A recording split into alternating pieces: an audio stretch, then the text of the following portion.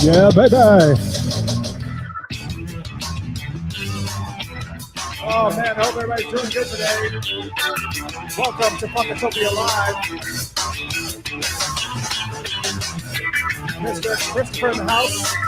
Jeff Paige in the house. Rhythm in the house. Oh man, we're all here. I got better late than never. Right? Welcome, one and all. I'm just going to abruptly stop the music. Hey, what happened to the music? I don't know. Everybody can hear. Everybody okay? I can hear myself okay. Let's see. Yep, we're here. Hey, hold on. Somebody's at the door. Let me get that. All right. And wow, I'm really going to have to go get that. Sorry.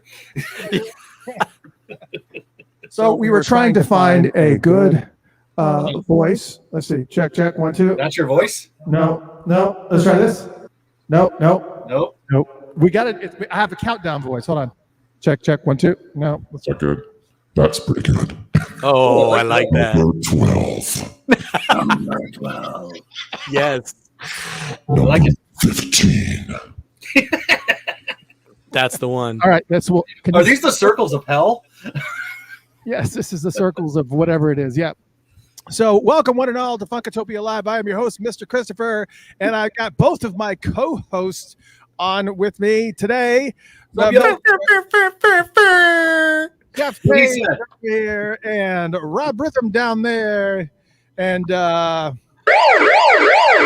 it's a party. And let me just tell you, we are going to have some fun tonight. This is actually, let me just go ahead and There we go. Got it. Yeah, we don't have. Yeah, here we all are. If you are on YouTube, please make sure that you click on follow, like, whatever it is that you do. Please click YouTube. Except for the exit button, don't click that. Facebook, follow us and whatnot. Mixcloud, follow us. All that stuff. But we're going to have a lot of fun tonight because we are actually redoing the broadcast for Prince's Dirtiest songs. Now, let me preface this with a couple of things. First off, we already did this in January of this year. Rob and myself did this broadcast, and as I was I had to fly to Ohio for a business meeting, and when I was flying out there, I decided to go ahead and get. I decided that I was going to edit that video. I said, you know what? I'm going to break this video down into pieces, and we're going to take this and we're going to put it in an order. We're going to say number 15, number 14, whatever it was. And that video was horrendous. We had so many technical difficulties. It was just, we were dealing with all kinds of sound issues. And literally, I am not kidding you. If you find this video on YouTube, I'm going to delete it. I swear to God. Like the first hour and 5 minutes is, can you hear me? You can hear me? You can hear me? I can hear you. You're in my headphones. You're not in my headphones. It was like a nightmare. Wait, Chris, what? Yeah, just don't even, I will drop you. I'll drop you. I'll drop you like a bad habit. I swear. I don't know. Bummer. Anyway. Savoir-faire is everywhere. So anyways, yes, like and follow on YouTube would be pretty good. Yeah, I wanted to get like another voice for the countdown, but This one will work fine. That one's scary. You know, the scary thing is that's not very seductive at all. That's it's not. So I think it really depends. Maybe we well, sounds more like jail dropped the soap. no, that one's We're up on something with sex. Oh, that was just like, I don't know what this is. Break it up. this Can you hear me? I can't. What? That's Afghanistan radio. Hold on. You're in Afghanistan radio? That's an Afghanistan radio. That's all, folks. Check what? Nope. I can't find. Oh, you know what? I know what to do. There is actually a pitch changer in here. Excellent. Absolutely excellent. So let's see if I can turn my voice up high. I can't. So this is so last week was the first time I heard you using this. How long have you had this? I don't know. I've had this for a while. Actually, I think we're just going to do away with the voice thing because it wasn't sexy for the robot voice. So we're just gonna move on. So I like the robot. Does not compute. I think you should keep the robot voice. Just don't try to make it scary. try the old sexy robot voice. You know you got it in you. maybe that's what it is. All right, so we'll go with the robot. This will be the top 15 songs of the day. Please insert another one. Song 15. Anyway, we're not going to do that right now. No, we're gonna do a new video where I'm just gonna be playing with voices for the first hour. Number 15. We Now have to bend screw this over. up somehow. And that's how we're doing it this time. Yes. So anyway, so we're redoing this and we're doing it in a top 15 format. Now, let me go ahead and I'm going to turn my fan on because it's already getting hot in this room. And while I'm doing that, I am going to give. We went through. We literally picked out what was it like over 50 songs. Over 50. 50. And then you added some And then I Right. added a few. last night. So we had over 50 songs that we were going to be doing. Hey, Shadow, what's going on? Hey, Tajar, what's going on? Cindy, what's going on? All you fine folks out there. But we had over 50 songs, and we decided, you know what? We're going to go in. We're going to reanalyze all these songs. We're going to be looking for it in 3 different categories. We're going to be looking at it underneath. And basically what we did is we had to grade individually. All 3 of us had to grade individually all 50 plus of these songs under these 3 guidelines with a guide of 0 through 100 in increments of 10. And so we had to, the first one was graphic detail. Was it graphic? Did it have a lot of, was it really detailed and graphic in what it was communicating?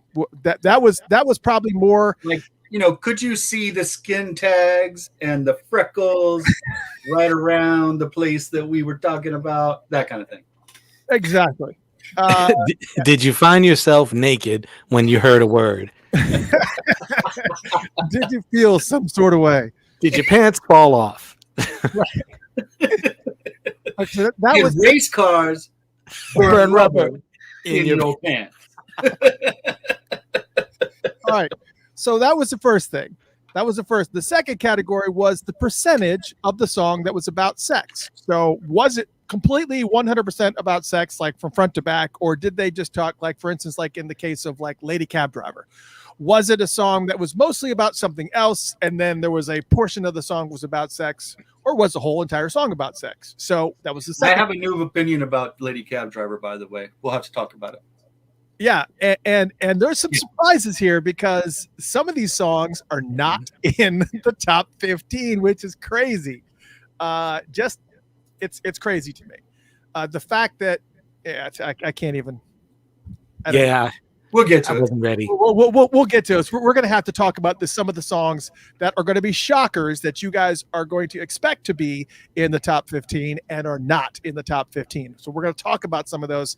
We're going to talk about some of those before we get into the top 15 because we think that it's important.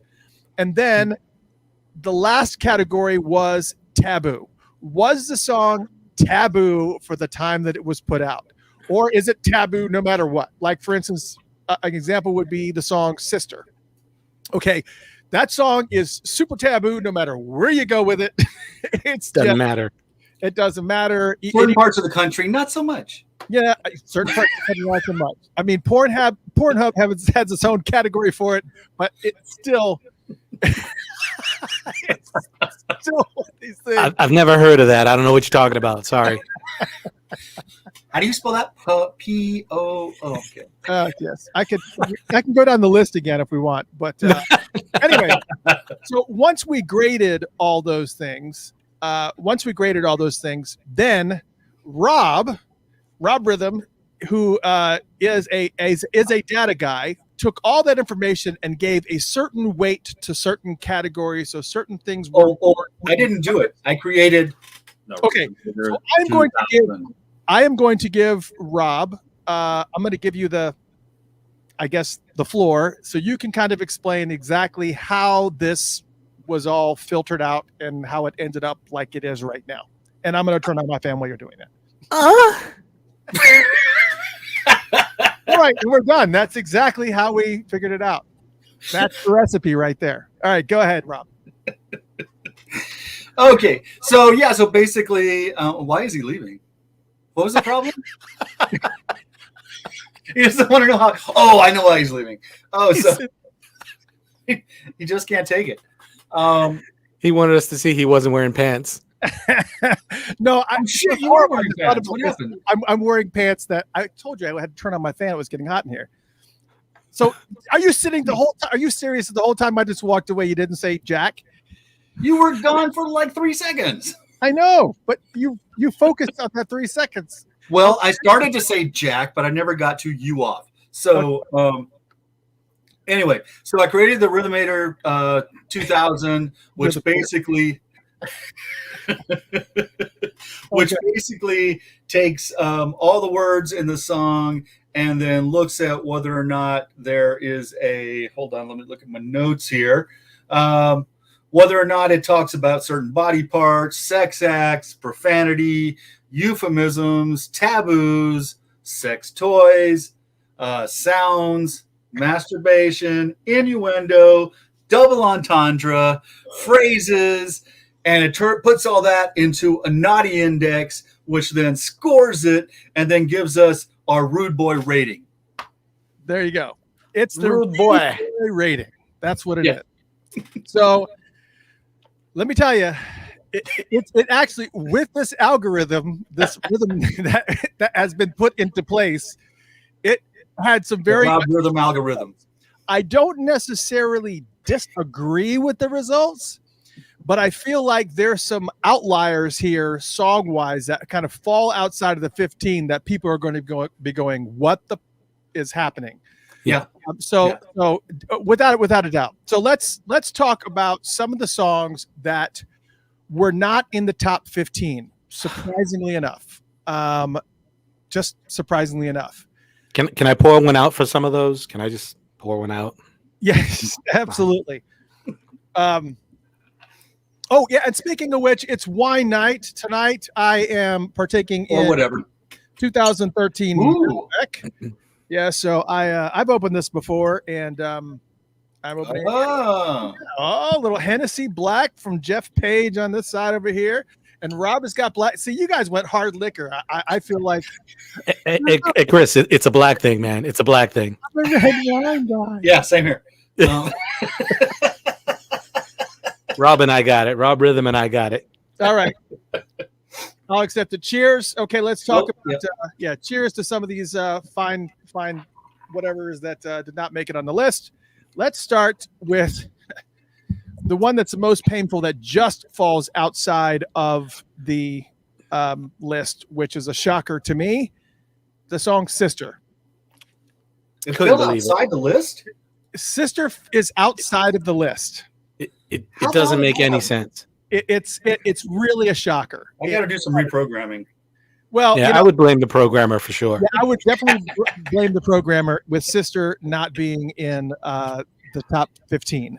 And I think part of the reason why, if we want to talk about really some other things too, and I'm not exactly sure I'm really fully not sure why Sister fell so far out. Because I can tell you why, but keep going. Well, tell us why. No. It's talk because I'm gonna create a graphic and we'll talk about it. Okay. I think it's because of the fact that doesn't really talk a whole bunch about detail. I mean, it's a shocking thought. It's shocking, but it's not. That's all it is just shock. There's no actual details, sexual details, or nothing like that. That's in its place, and I think that's why. I would agree with that. It's part of the Dirty Mind shock value, the whole world of it, of that album. So to me, it's like it really doesn't matter what he says after that. Once you understand the subject matter, then your brain automatically is like, that's too dirty, even though I could see it. Right. Yeah. So.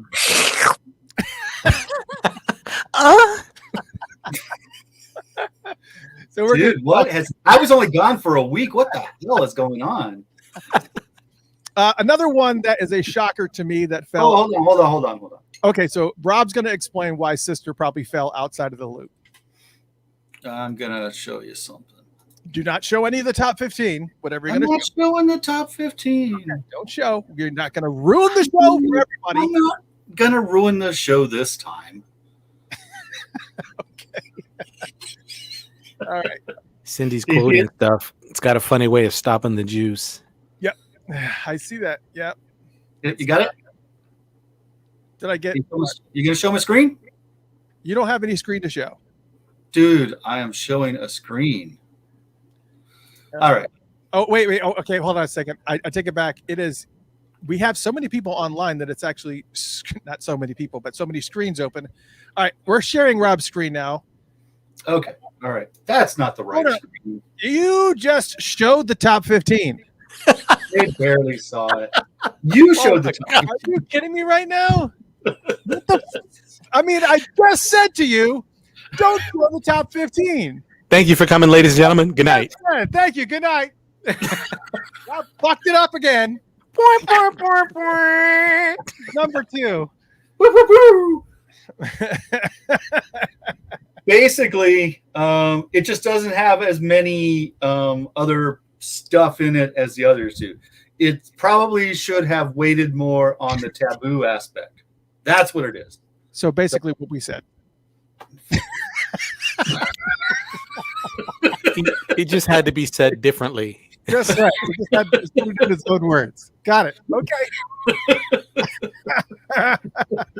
Rob, explain what happened. It's not in the top 15. Thank you. All right.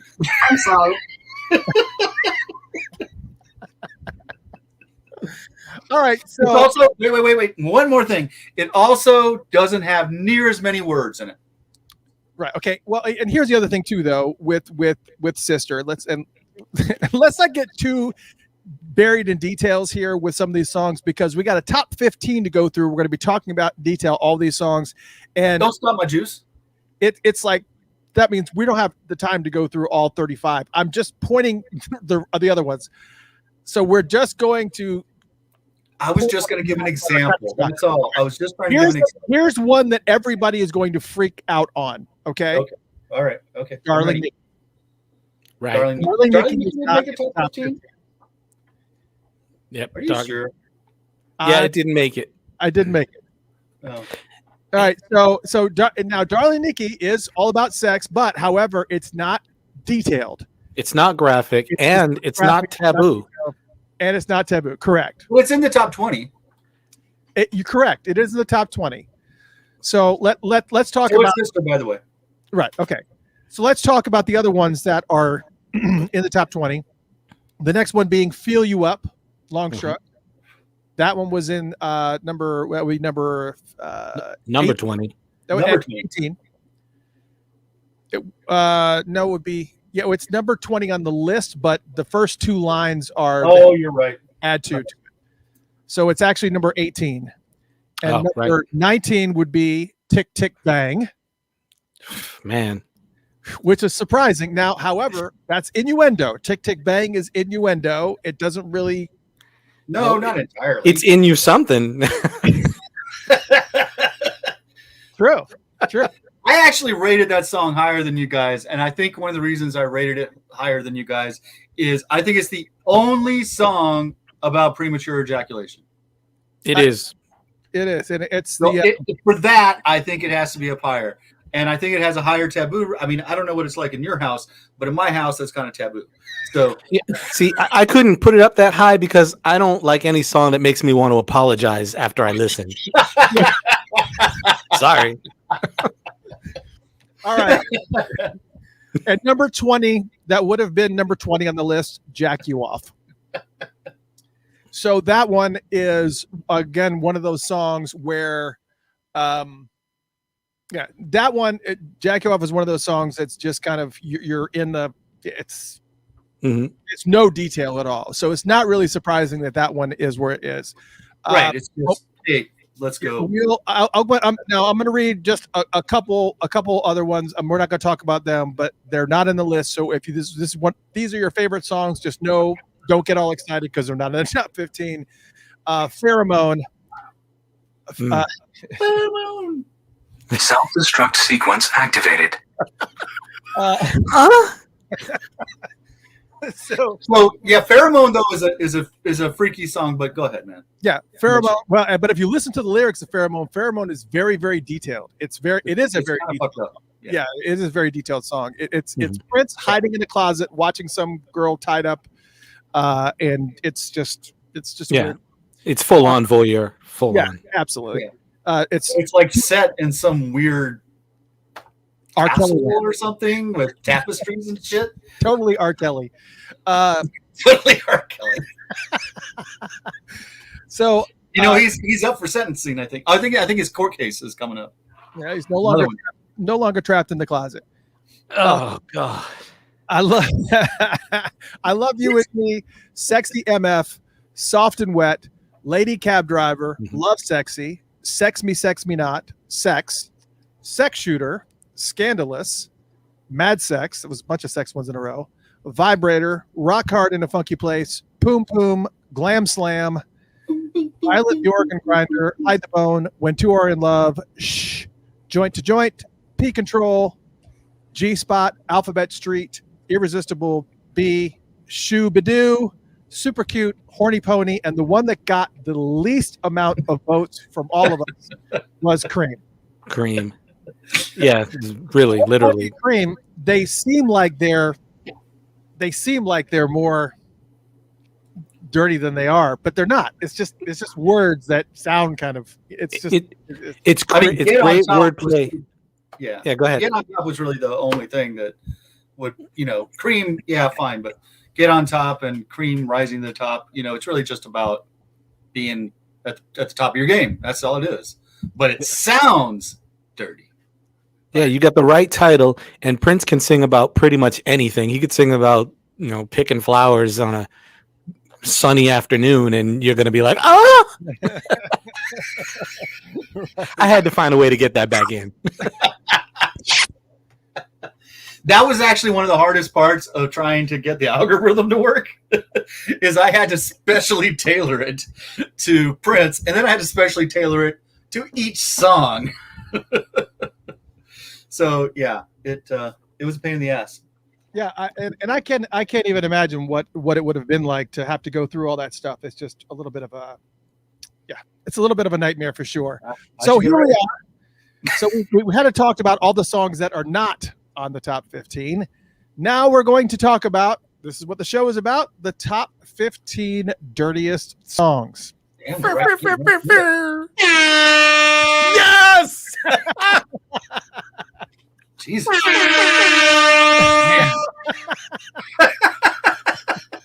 I am fulfilled right now. Yeah, you know what? I was looking for air horn, and it's listed under Rasta horn. That's okay, man. We can take it, Okay, man. Just play it. It's all right, man. It's all right. Top 15 dirtiest songs. Why would a Rasta want to hear that sound? I can't think of a good reason. No, it's not laid back enough, No. You're not chill. You have got to be kidding. So, anyways, so we're going to have some fun here, but let me go ahead and tell you right now, we have a little bit of a parental advisory. This is going to be explicit content. So we have to make sure that you understand that everything that we're going to be talking about from here forward, even though we've kind of dabbled in it a little bit already, there may be some profanity, there may be some vulgarity, there's going to be a lot of stuff, because this is a show about Prince's top 15 dirtiest songs, and we're going to have a little bit of discussion about each one of them in details. And I mean, we may even say the 7 words you can't say on TV, like shit, piss, fuck, cunt, cocksucker, motherfucker, and tits. Yeah. Let me say real quick, and this is really important to me as far as this one is, and my mom supports, and she's so loving and always wanting to be involved. But let me just say, Mom, if you're on right now, please go. Please leave. Yes. 'Cause you should not be here right now. I don't want her tomorrow. It's not even about what we're saying. Tomorrow, I don't want her to be like, that was a good show. I don't want to hear that from my mom. Warning. Yeah. Wow. Yeah. And Mom, if you're listening out there, She's laughing. you know who I am. It's all right. You raised me. I got your DNA. It's cool. You raised me. So, anyways, let's move on. Here we go. The top 15. Are we ready? Is everybody ready here? Cindy Julius says, "Bring the filth." Now it's time for the crazy voice. Bring in the film. Yes, Paul Romero is correct. Sticker courtesy of Tipper Gore, which is one of the reasons why, and I want to say this before we go into this top 15. What I found really, really interesting was that Darling Nikki wasn't in there, because when we originally did this show, I gave Darling Nikki very, very high scores because of the fact that it was solely responsible for the PMRC. Well, not solely responsible, but a very large part was responsible for the PMRC parental advisory stickers that you're seeing here that were put on albums. Was, and those that don't know the story, real brief, Tipper Gore, who was the wife of the then Vice President Al Gore, walked into a room and she heard her daughter listening to Darling Nikki, and she just happened to walk in when there's Princess telling a story about her masturbating in a hotel room, or a hotel lobby, I mean, and then she just lost it, and she put this group of parents, concerned parents, and they decided that they were going to put stickers on albums that contained a lot of content. And surprisingly enough, there are two songs that were on her Naughty 3 or Naughty 5 or something like that. Naughty. She only picked out like 5, and 2 of them were Prince songs. So one of which is in the top 15, by the way. And let me see here. I don't know where it falls. It actually falls. It falls in the top 10. At number 10. Yeah. Tip it over. So, and of course, Darling Nikki. So there's the story of that, and that's why you see these parental advisory stickers everywhere. Thank you, Prince, and all the artists in the world. Thank you too, because every single time you stuck one of those on an album, you always sold about 100,000 more copies than you would have without that sticker. That's right. Even John Denver got one, so even John Denver got one. But they missed, right? Danielle said they missed 2 Live Crew. So that's right. Yeah. All right. Who doesn't miss 2 Live Crew? Yes, who doesn't? All right, so shall we begin? Let's do this. Number Yeah. 15. It is Erotic City. Erotic City. Erotic City. I've told the story when we were first talking about this song that it wasn't until my 40s that I realized what he was saying. And everybody laughs whenever I tell this story, but I didn't realize that it was F So Pretty You and Me. I thought it was Thought So Pretty You and Me. And apparently there is a version of the song out there that does say thoughts instead of F. That makes me feel so much better, because I was the same way. I didn't realize that until we did the first show. Yeah. So everybody You beat me by 10 years. Right, exactly. So everybody is completely familiar with the song. I mean, everybody knows the song for sure. And it's just one of these songs where it's pretty much dirty all the way through, but it just talks about just hanging out and wanting to, Do it so pretty. somebody, basically. I was a pervert when it came out, so it didn't matter whether you thought it was thought or F or whatever. It didn't matter. I was there. Yeah, it's all content. So I just and actually, what I should do is I probably should pull up the songs on the iPad, so that way I don't have to turn you guys down on that part. But anyways, that was a little clip of Erotic City, and Rob, I know one of the things that you like to do is that you actually like to read some of the lyrics, but I will actually pull up the lyrics here for Erotic City and just kind of read them, just really, really brief. All of my purple life, I've been looking for a dame that would want to be my wife. That was my intention, main. If we cannot make babies, maybe we can make some time. Fuck so pretty, you and me. Erotic City, come alive. We can fuck until the dawn, making love till cherry's gone. Erotic City, can't you see? Fuck so pretty, you and me. And of course, the song goes on from there. And this was, to me, one of my all-time favorite B-sides of all time. It was just one of these songs that was just, and that was one of the things that Prince mastered, was just the ability to take a really great song, and then on the B-side of this, which is typically supposed to be a throwaway song, on the B-side, put something that is not going to be on any other album and is just going to be an amazing song that's just going to just blow you away. Right. And I just, Erotic City's always been one of my favorite songs. It is, without a shadow of a doubt, one of my favorite dance hall tunes, and I play it whenever I DJ weddings and stuff, at parties and stuff. It's just a great tune. The song kills it every time. It doesn't matter. And I had it in the list also. So, at the top number 15, that's kind of appropriate again because of the categories that we went under, but it definitely, I'm glad it was on the list. Yeah. Yeah, it should have been on the list. A lot of it's because it's repetitive. But still, that repetition every time is fuck so pretty, you and me. So, thoughts that you get in my eyes, you're a sinner, I don't care. I just want your creamy thighs. I mean, it's straight up 100%. Let's do it. Yeah. At the time it came out, by the time it's done, you're humping the air. And it really fell. I mean, it literally just made it into the top 15. I mean, just made it into the top 15, which is kind of shocking. But it also, I think as we start to get closer to the number one position, it's really going to cause a lot of people to relook at the lyrics of some of these songs, because some of these songs like Glam Slam. Glam Slam was one of those that fell outside the top 15.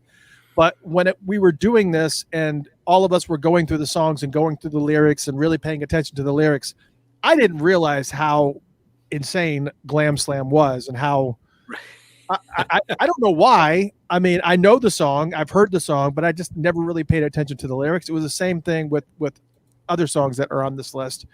Like Tick Tick Bang, that were not in the top 15, but songs like, Baby Don't Spit Me Out, stuff like that. Just like lyrics like that just kind of catch you off guard, and you're like, wow, okay, yeah, you said that. Well, Prince has a way with sometimes he'll set the tone right in the beginning of the song, and it can either deceive you or take you wherever he wants you to. So, I mean, the opening line for, like you said, Glam Slam is, it seems to transcend the physical. So right away you go, oh, okay. And you don't even think and dive that deep, right away. Right. And and Damien points out, I just want your creamy thighs. He sang about that. Yeah. And just for those of you who are joining us, if you're watching on YouTube or you're listening on YouTube, please make sure that you click that follow button. Please make sure that you do that. If you're on, or click like, or whatever it is that you do on YouTube. I'm so old. And then Facebook, click follow and whatnot. I just feel, whatever it is you do, whatever you do to be nice to us, that would be great. I told the story early before we were on here. We were on YouTube before, and we had a bunch of followers and stuff, and then we got kicked off of YouTube because we just had to and we had to start from scratch. And so we're trying to get back up to 1,000 followers. So if you guys could help us out, that'd be great. That'd be awesome. Anyways, so Erotic City, there you go. That was number 15. Any other thoughts about Erotic City? I can't remember the first time. I do remember listening to this song repeatedly on my Walkman at the time in the 80s. I was at Lenox Mall in Atlanta, Georgia, which actually is a section of Atlanta called Buckhead. And I was listening to it on the Walkman, walking around Lenox Mall, and I just had that song on repeat. It was just such an amazing song. And do you guys remember where you were the first time you heard Erotic City? Heck yeah. I was at home because there was a record shop, and I was in Boston, and there was a record shop in Mattapan, and called Sammy's Music, and I would go there because when I realized how often Prince was throwing out records, I would go there almost every day just in case, never knowing when it was going to come out. And I bought that, went straight home, threw it on my record player, 45, boom. Oh, just a 45? What? It was a 45. Did it blow your mind when you got the 12-inch version of that one? Yes. I was done after that because I had to go out and buy it right away. It was like, it's a wrap. Yeah. It's definitely a wrap at that point. Yeah. First time I got the 12-inch, it blew my mind too. But anyway, talking about Erotic City, I'm trying to remember what was the B-side? What was it on what was the other song? The B-side was who remembers? Was the it A-side? I mean, what was the A-side? Was it When Doves Cry? I feel like it was When Doves Cry. It was When Doves Cry. Yeah. Oh yeah. Yeah. I got that immediately. I was that because I was such a big Prince fan then. I lived in not the same little town we've talked about before, but another little town. But they did have a cool record store, and I went in and got the purple, When Doves Cry, 45, and then I think it was a week later they came out with the longer one. Well, maybe it was. I don't know. I don't remember. It wasn't too much longer, but I was like, as soon as it came out, I had to have it. That shit was kicking. And yeah, I heard it in my house. I mean, I got the album, so I wasn't gonna hear it till I got home anyway. And jeez. Yeah. We all know those bus rides home when Rob and I would be sitting on MARTA holding a brand new Prince album and looking at it, or driving home and having to read the lyrics or read the liner notes and stuff on the way home, going, let's get because you just bragging. I couldn't afford a Walkman, man. I was thinking the same thing. I was like, I didn't have a Walkman then. I don't remember. I had a friend who had a Walkman, but he was a rich guy. I couldn't afford a Walkman either. I think there was a version of it on actually the B-side of Let's Go Crazy. Oh yeah. Yeah, I think so. So that may be something that somebody can check out real quick. But I think it was a B-side on Let's Go Crazy. Yeah, everyone's saying Let's Go Crazy here. Daniel, Let's Go Crazy. All right. When Doves Cry was, I don't know what was in the flip side of that. Was it 17? Doves Cry was 17 days, wasn't it? Yeah, 17 days. Yeah, so you used to be sitting on MARTA and holding the album in your hand and just looking at it, going, oh my God. They've got to get to the house and get on the record player right friggin' now. All right, let's get back to this countdown. And number 14, Underneath the Cream. Hey, I don't that hurt. That's close. That's close I got. I might have. I'll look to see if I have something that's more. That was peak control. Hey, yeah. There you go. That's not boom. Wow. Yeah, there you go. All right. So number 14, Underneath the Cream. I really, this is really one of those songs that really is. I'm going to let you guys kind of go in this one, because this one kind of caught me off guard. That was in number 14 until I read the lyrics, and then I realized, oh well, that's probably why it's there. So this came out obviously on the Chocolate Invasion, so it was a little bit different for sure. It wasn't, a lot of people hadn't heard this song unless you were part of the NPG Music Club, because the Chocolate Invasion wasn't widely available. But then, of course, since his passing, and then, of course, when all of his music moved to Tidal, and then more people had access to the Chocolate Invasion, and now everybody has access to the Chocolate Invasion. It was definitely one of these songs that was, it's a sleeper.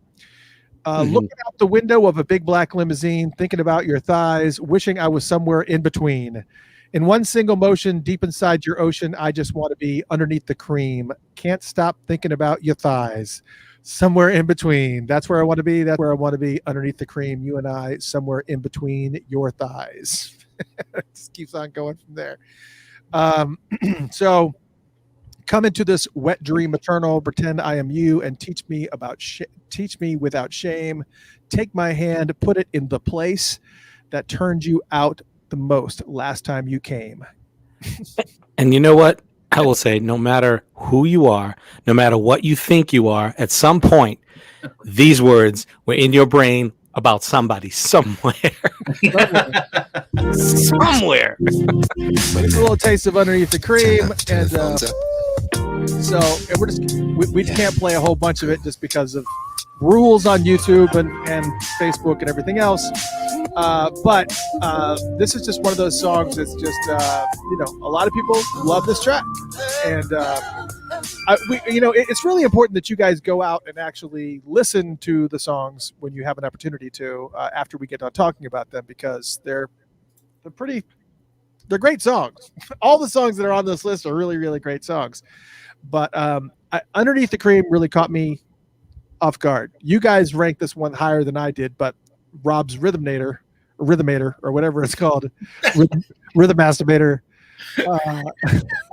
whatever it was, ranked it in at number 14 here. So Jeff, I'm gonna let you talk about.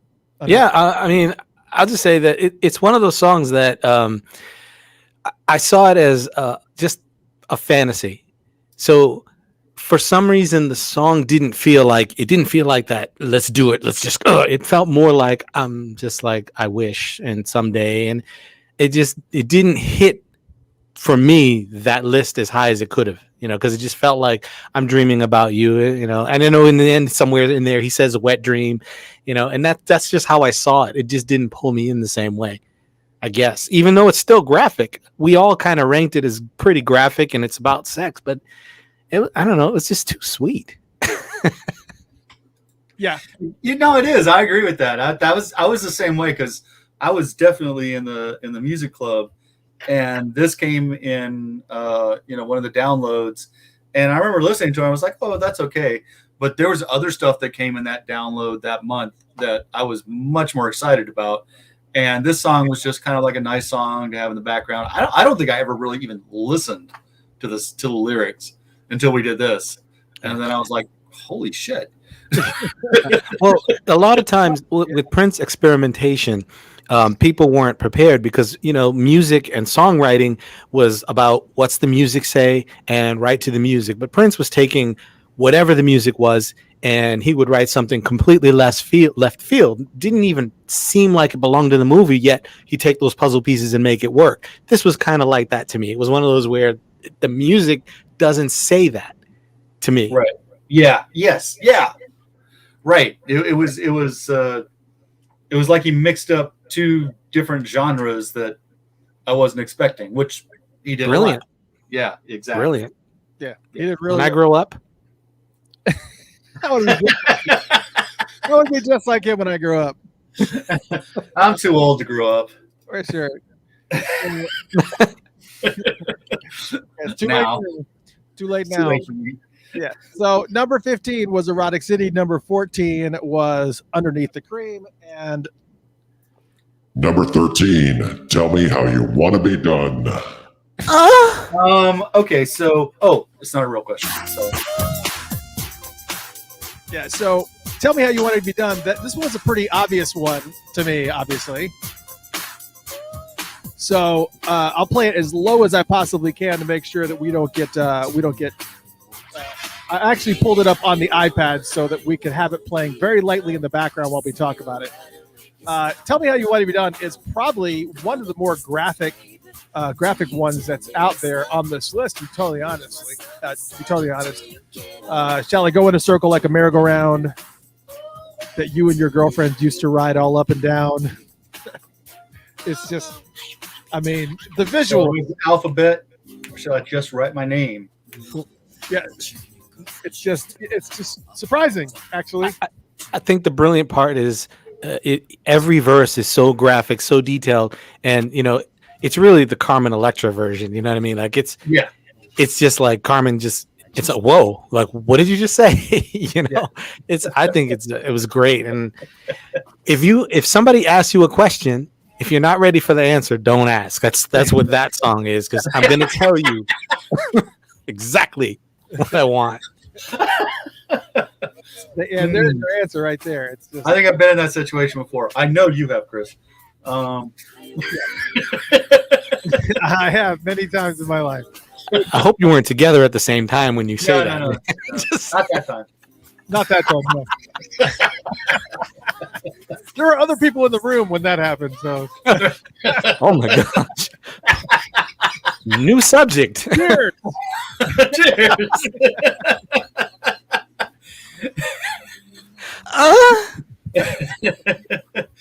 Here's to misbegotten youth. All right. Yes. It was very nice. It was an amazing time in our lives, like the whole 20s. Oh my God. 20s were crazy. Thank God I don't remember them. Pause this. Oh, oops! What do we do here? That was playing. What was that song? It was playing "Tell Me Tomorrow" by Princess. I don't. That's not on the list at all. Damn it! You added another song. Oh my God. The Rhythmator can't handle it. My buddy Kevin sent me a private message. He's like, "We already know the songs." He gave us the list. See? Oh my gosh. Damien says, "Tell Me How You Want to Be Done" is also a lyric excerpt from another Prince song. Yep. Mm-hmm. Yep. Anybody know what that song is?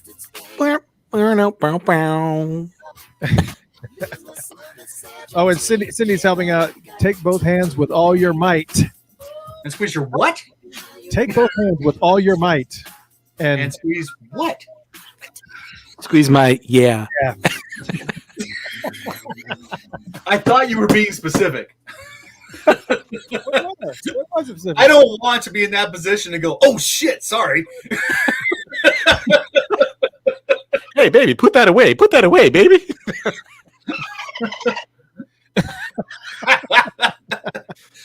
Squeeze your dolphin? No, That's don't my- squeeze the dolphin. Wait, that's not mine. How'd that get in here? Take both hands with all your might and squeeze my. Ever since I started working at the aquarium, he follows me around. That's like that SpongeBob episode. And squeeze my. Okay. Okay. Anyways, let's move on, shall we? Let's move on to Number 12, Schoolyard. this one.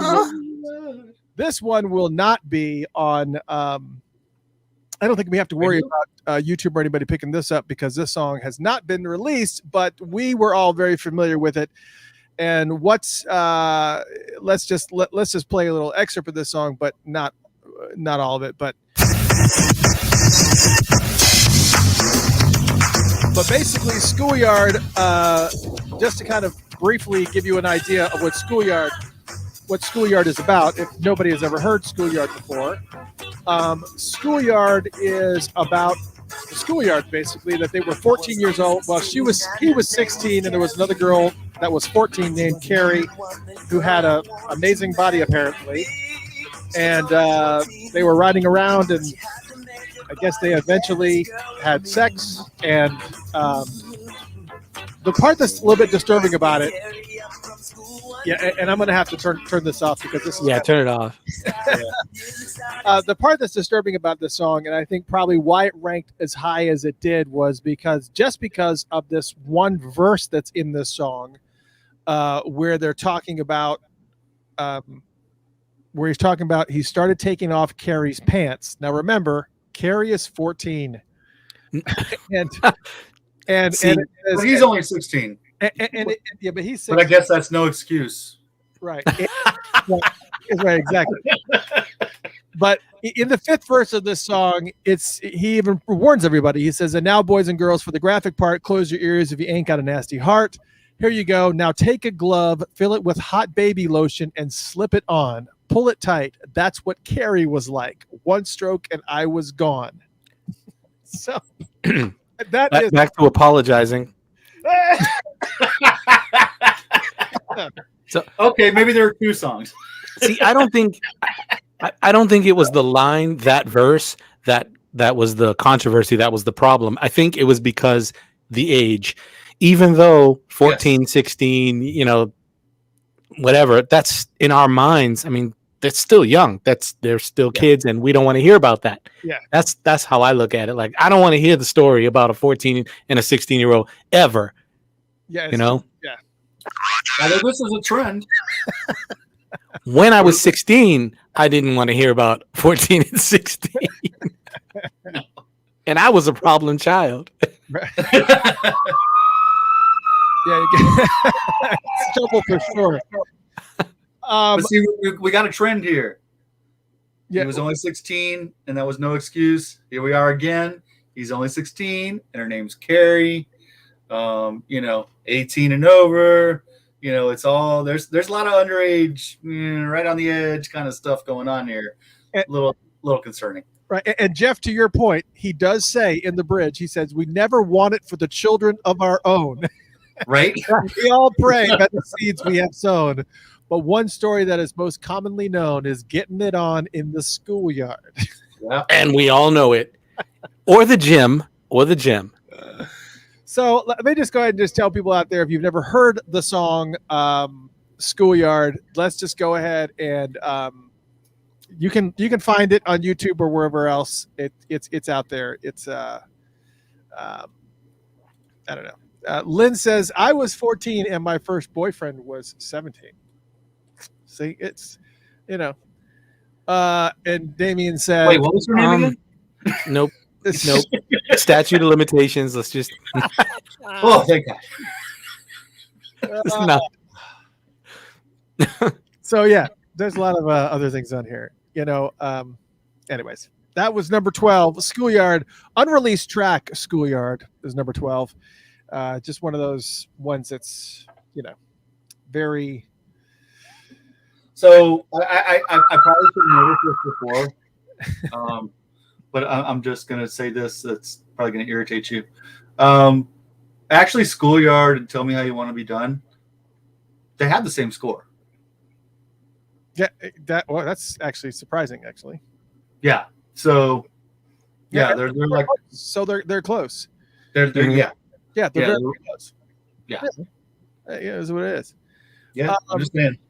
Yeah, Jeff, thank you for telling everybody. If you're on YouTube, please hit that like button for sure on YouTube. We're trying to break some trends here. Hey, I was just adding to Jill's. Jill said it first, and I agree.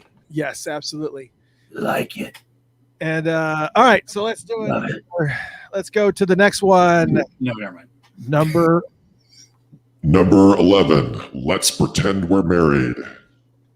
Yep. Go along with it. Let's pretend we're married. Yes. This song, let me just go ahead and tell you. I told this story originally when we first did this show back in January about the first time that I had heard this song. Was the album 1999? The album had come out, and a friend of mine from school, Tracy, had it, and she took it from her parents, I guess, and brought it to school one day and let me borrow it. And I brought it back home. I was living in Smyrna, Georgia at the time, or not Smyrna, Georgia. Dunwoody, Georgia. It doesn't fucking matter, I guess. I was living in Georgia, and anyway, I was living. I was alive. I was in a state. I had a record player, and I put the song on. And I was just. It got to the part where it just got to that part where he was just like, I sincerely want to F the taste out of your mouth. And I just, I was, it was a shock. I couldn't, it was just one of those songs where I couldn't believe that somebody was saying that on an album. It just didn't, it just didn't make sense to me that somebody was. Yeah. And that it was such a shock to the system hearing that song. And hearing him say that, yeah, and it was just, I sincerely want to get the taste out of your mouth. It's like, oh my God, it's just like you couldn't. It was just can't even say it now. I admit that's the same thing for me. It was so shocking to hear somebody it was so direct. It was unlike anything that I had heard before ever. Prince did a lot of talking between songs, but he never really threw that out there like that. At that moment, it was just quiet, and that's all you could hear. And it was like, whoa, I mean, clearly, when you really listen to the song, it's an angry song. It's a rebound sex song. You know what I mean? That's what it is. It's like, this is rebound sex, and in order for me to justify it and for you to justify it, we're consummating a wedding. Let's pretend we're married and we can do whatever we want. But to say something like that is like, boom. Yeah. Yeah, it was just such a shock. And when the song came out in 1983, this was the first concert that I saw of Prince. But I wasn't familiar with the album when I went to see the show. And I don't remember it from the concert because I was very young. But I remember the album. I remember exactly how I was sitting on the floor. I remember that it was me, the record player, and the window, and I was looking out the window. And as soon as he said it, and I had it turned up really loud, as soon as he said it out loud, I freaked out. I was like, oh my God, did my mom hear that? I was like looking around. I was like, oh my God. Chris was like, oh. And so I went outside and into the apartment and nobody else was there. So I went back in and I played it again. Lower volume? Okay.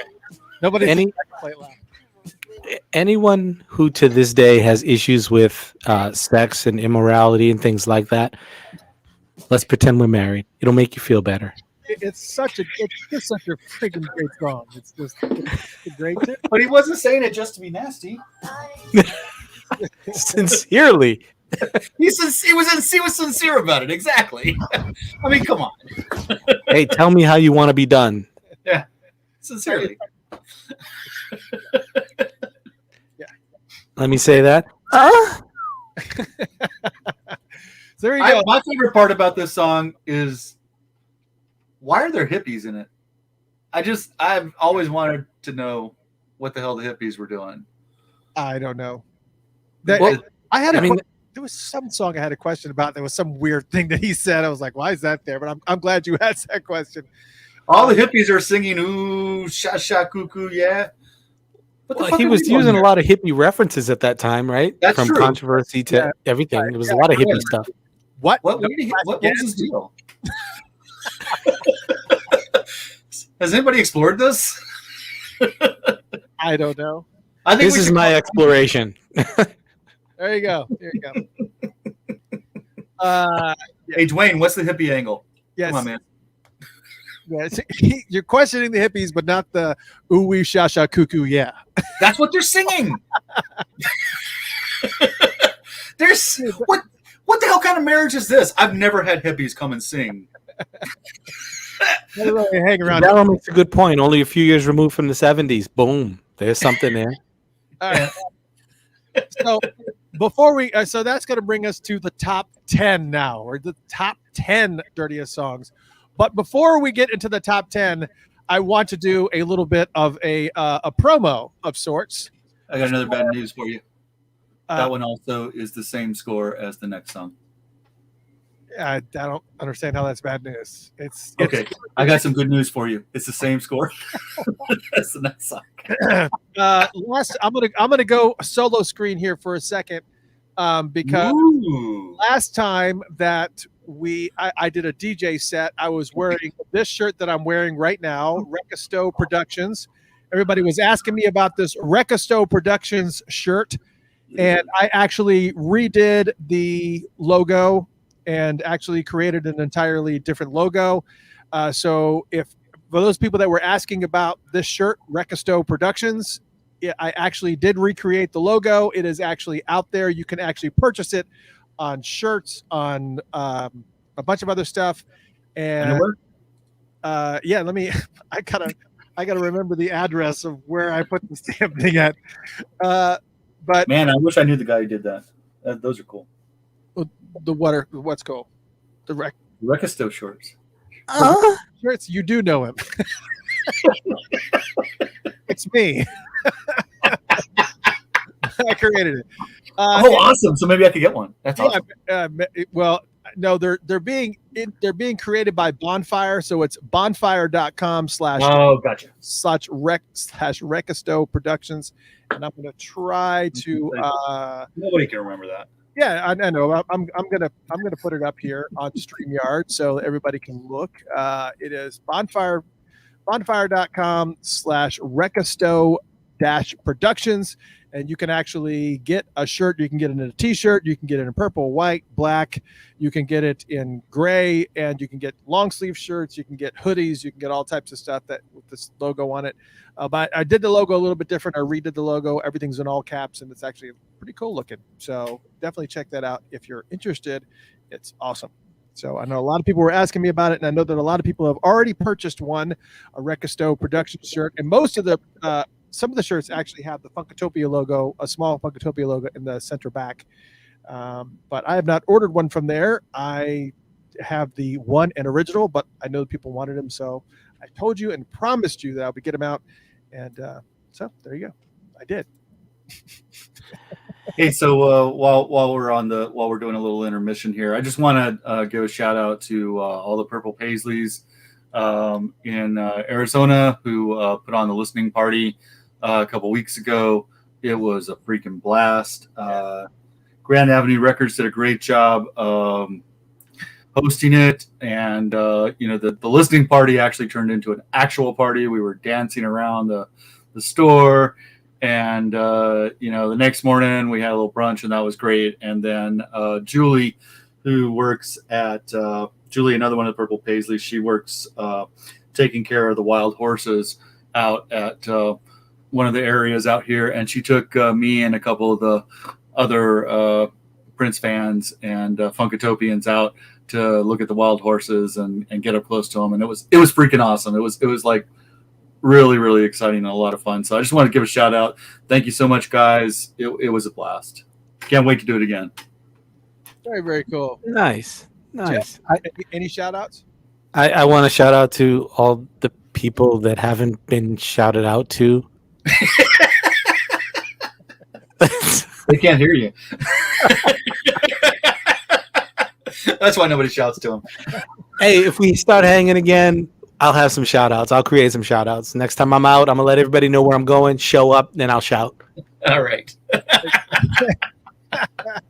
For those of you who are tuning in and are like, who is this guy over here? This is another co-host that we've added to this. This is only his second show on. For those of you who are just tuning in, Jeff Paige is in the house. What? You got to get that right. So now I got to find it. Yeah, he is a great addition. He's kind of definitely added a lot of spice to kind of mix things up and just kind of get that conversation going when Rob's not talking and I'm talking too much. It's a perfect balance. And I want to say I watched the last show, and I'm really excited to have you here, Jeff. And it's fun because I've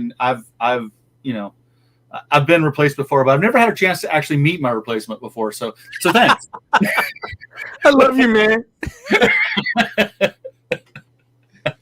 All right, well, it's good to see you, Rob. We'll talk to you later. Hey, this is the team, man. We'll be having our meeting later, Rob. HR will be coming in. Yes. Just need you to fill out some paperwork, and we'll be good.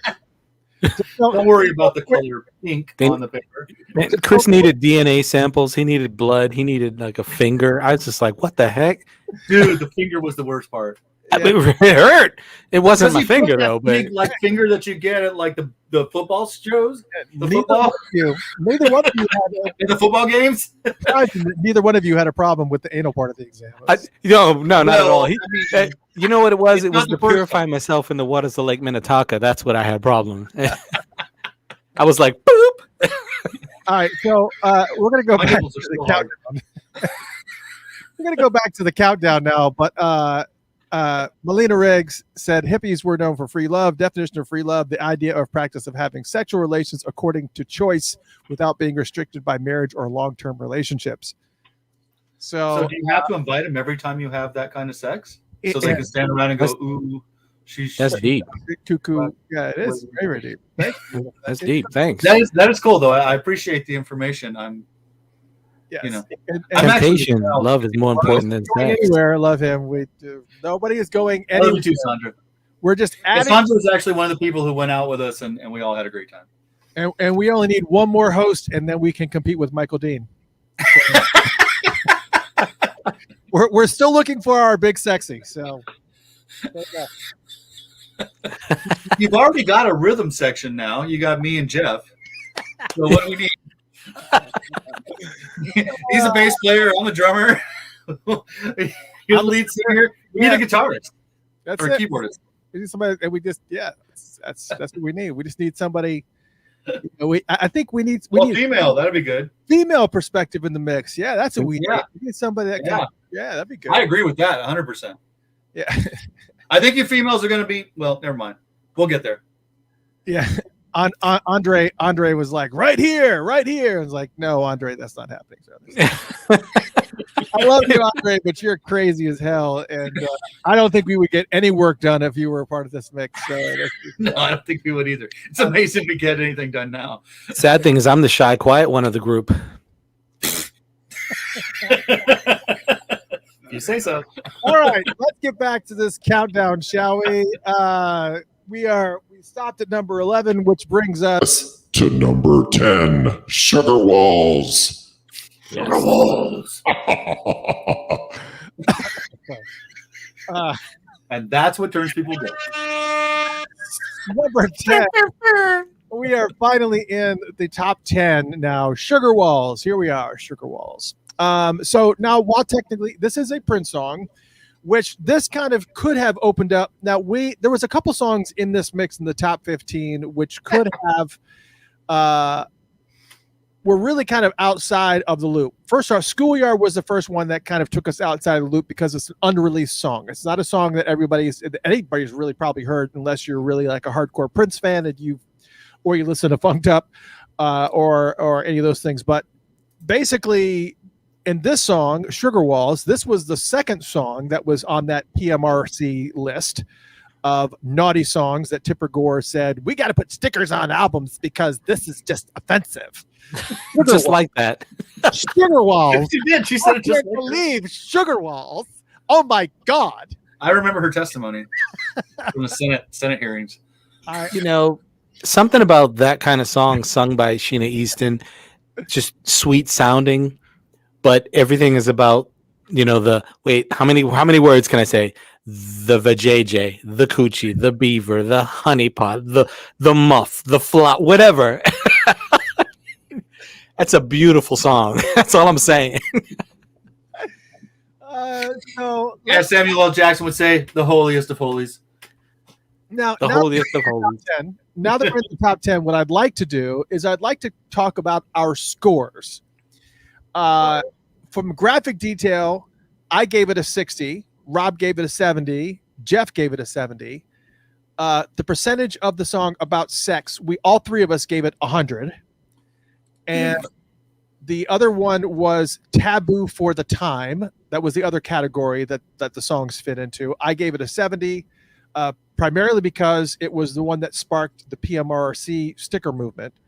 Rob gave it a 50, and Jeff also gave it a 70. So it's pretty high scoring song. And if you look at, and if you don't really pay attention to the lyrics, you just kind of sing along, and your kids will sing along, and you won't think anything about it.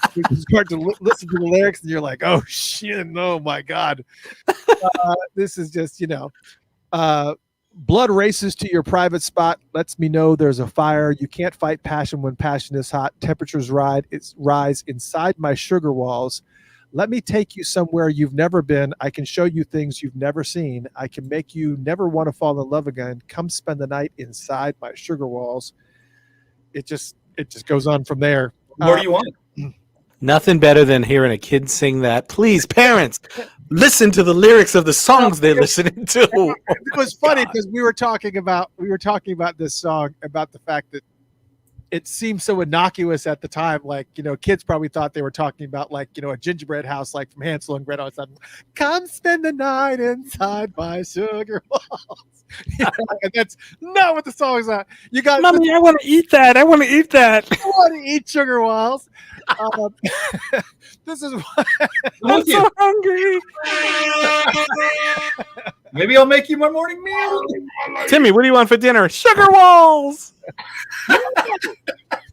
No! No! You do not want to eat sugar walls. No! So, anyways, yeah, it's just one of these songs. It's just it's great. It's a great song. I love this song. To tell the honest, it's such a friggin' great tune. I'm sorry, I've got to bounce back and forth between sound effects and actual whatever. But it's just such a great tune. It is. It's such a great tune. Love it. Fast forward.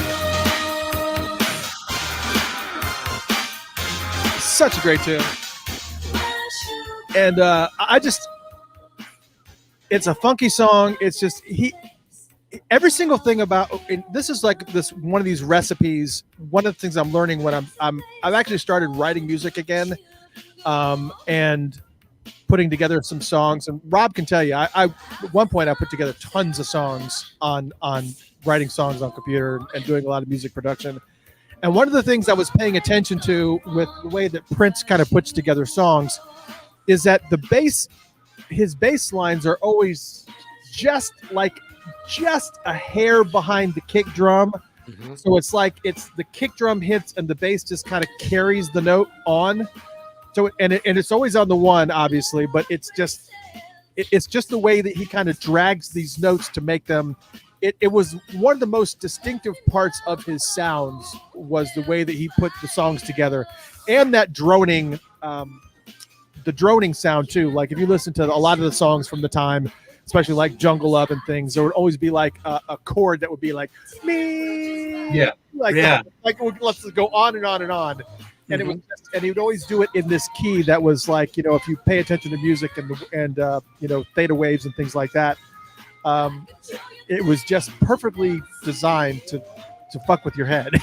I mean, you're right. He was just a little bit behind the beat. I mean, just enough to turn you on. Boom, there it is. All of the poets and the part-time players. You know what I'm saying? That's the funk in him. I mean, that's, we all know funk is on the one, and when you pull the bass behind the beat just like that, man. There's some artists that the drummer is a little bit behind, and that's more trippy, but still, he's beast. Yeah, it's just amazing how he was doing things. But yeah, this was one of those songs that it just came in the top 10. Sugar Walls by Sheena Easton, written by Prince, obviously, and I think it's the only song in the list that was written for somebody else. No, I take that back. It is not. It is. No, it's not. No, there's not. There's actually a couple more technically. There's one that was the time technically, and we'll get to those. Well, it's the one song that made me think about Sheena Easton more than I should have. Yeah. Oh, I had no problem. I love her, but that song made me like really like her. Yeah, somebody mentioned Morning Train, and I was thinking about that. I was like, yeah, Morning Train was kind of about sex, but not in the same way. But this was all about sex, and she seems really welcoming, and I really appreciated that.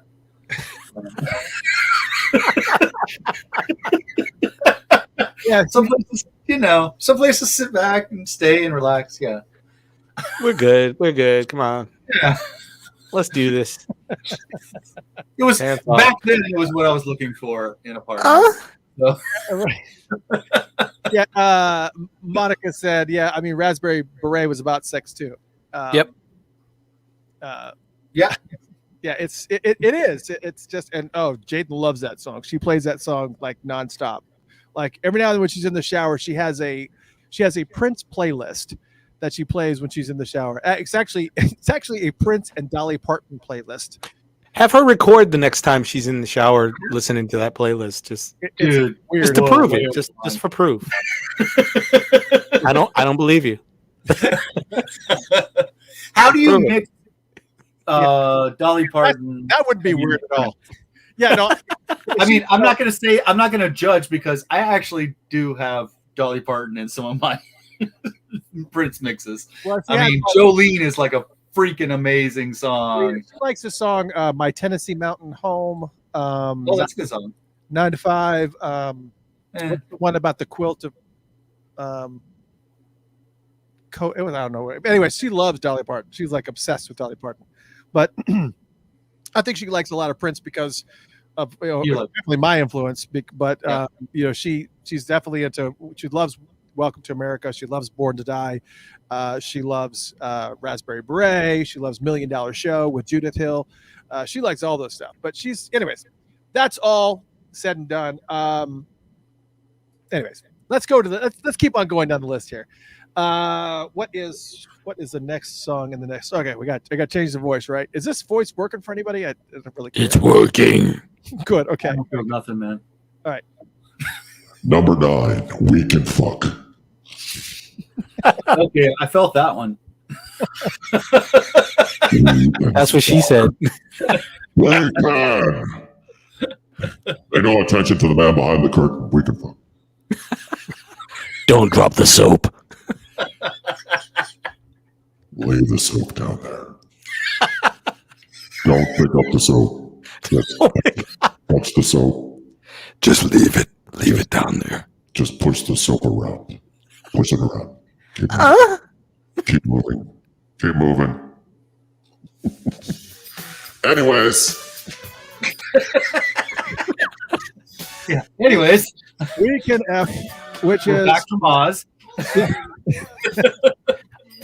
This song is absolutely one of my favorite songs to listen to when I'm driving, when I'm on the road.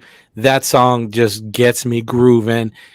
Clinton feeling the whole nine when they move forward. This song is the song to get you in a mode. That's for sure. Yeah, it's You're driving. so Andre says More ways from on Oz to Prison Break. Oh, I wasn't talking about that Oz. I was talking about the HBO Oz, that's Oz. I'm the Wizard of Oz. Jailbreak show. So yeah, the prison thing.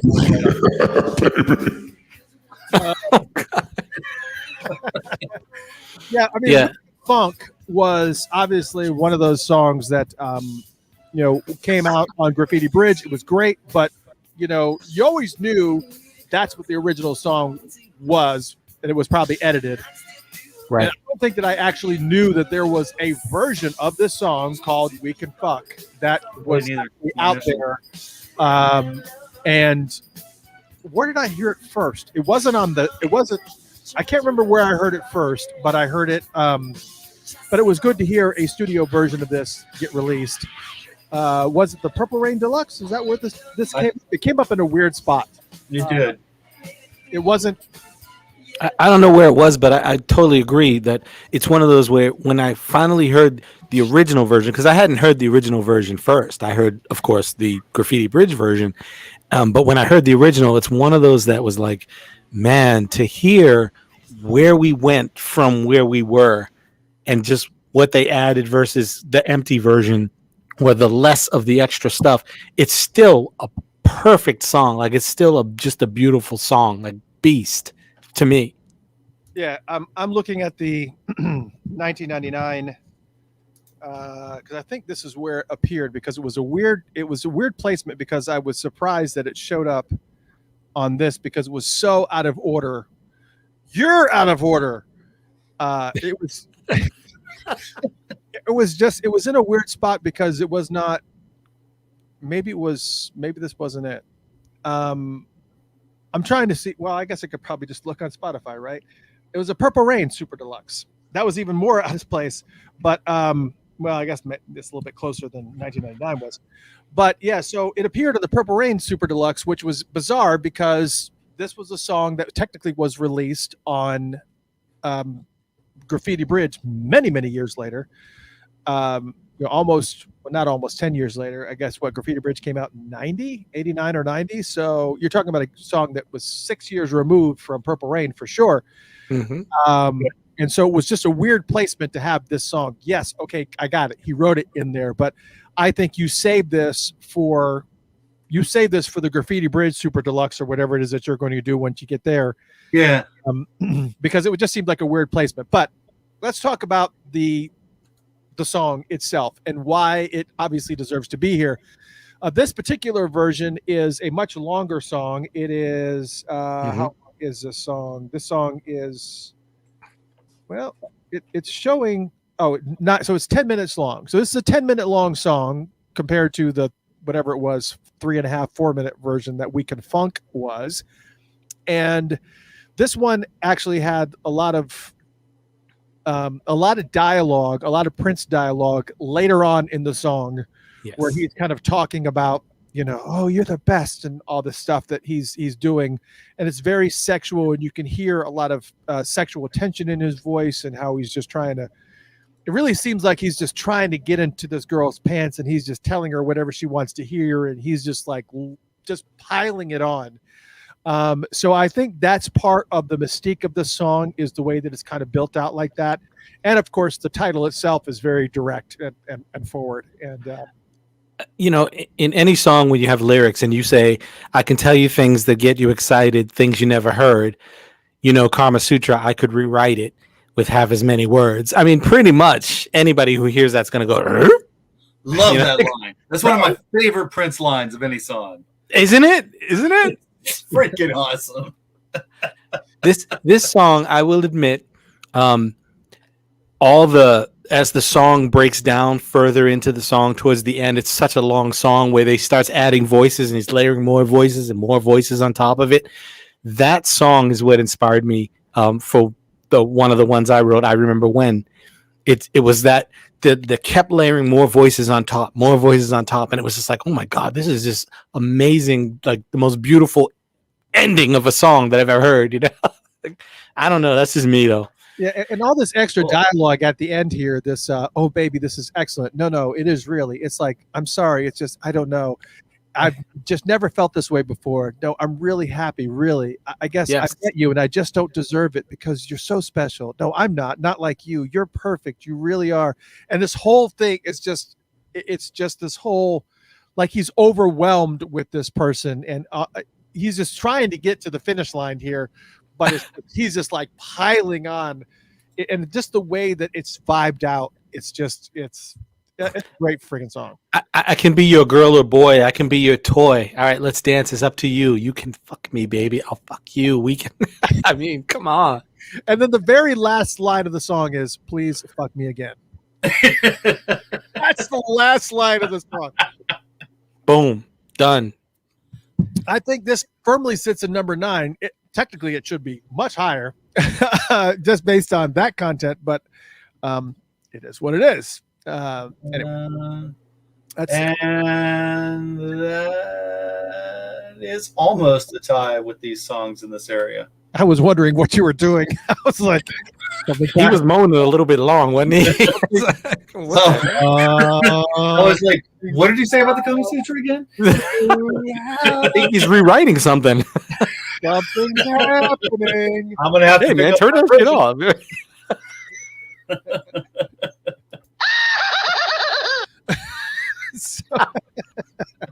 All right, so let's move on, shall we?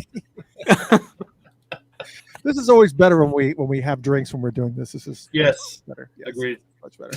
All right. I'm sorry, Rob. That's gonna last with me forever. You're like, that's like, that needs to be a ringtone. Somebody, please capture that as a ringtone. It's got to start low and then go up high.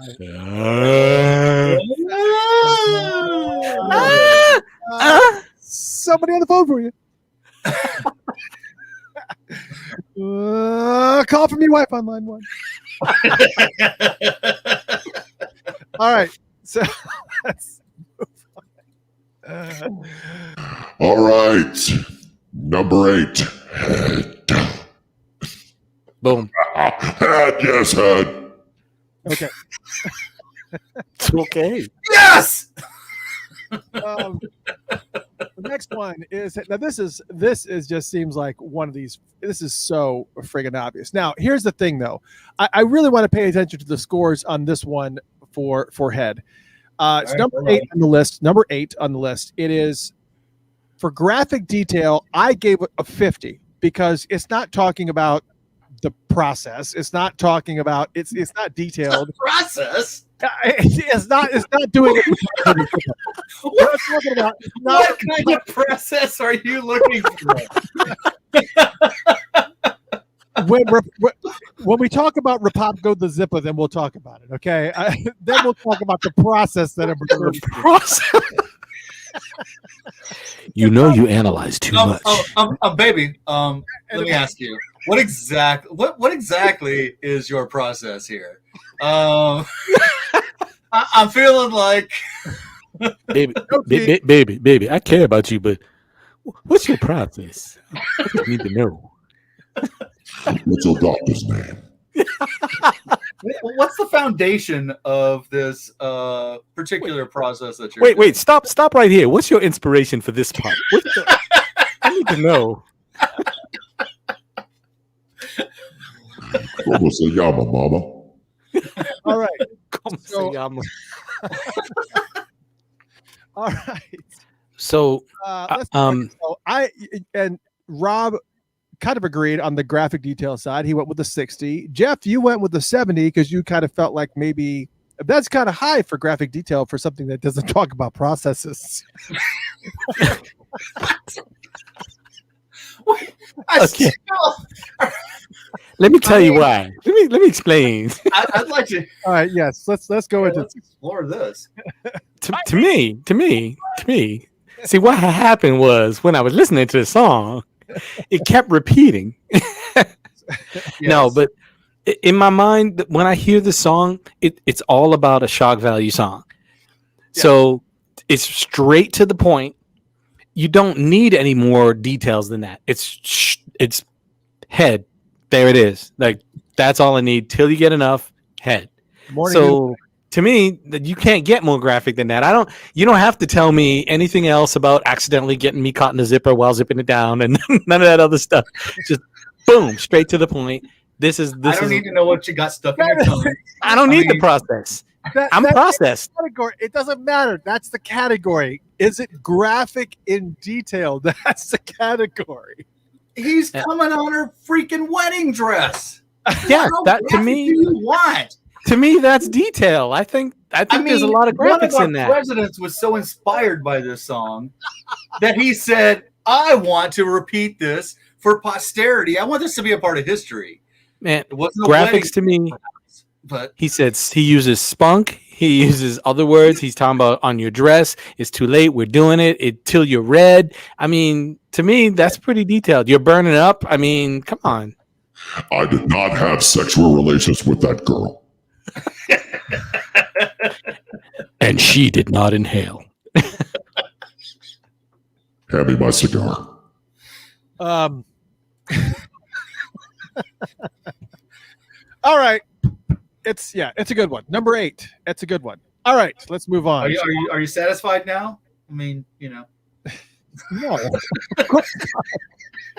You still need to know more about the process. I feel no. Let me get this. Let me clarify. I feel like it definitely should be in the top 10 for sure. Okay. Percentage about sex, we all got that high. I said 90. Rob said 80. Jeff said 100. Oral sex is sex. Yeah, and then taboo for the time. Taboo for the time. I gave it a 50. Rob gave it an 80, and Jeff gave it a 60. So one of the things about the song, though, that makes it different and taboo and makes it like a little bit higher in my mind is, and I think we've talked about this before, is the idea that you could use that term for a man right going down on a woman as opposed to just the opposite. Right. And so that to me is part of like, the idea and how that song was perceived when he played it, in front of crowds like the Rolling Stones crowd and stuff like that. Right.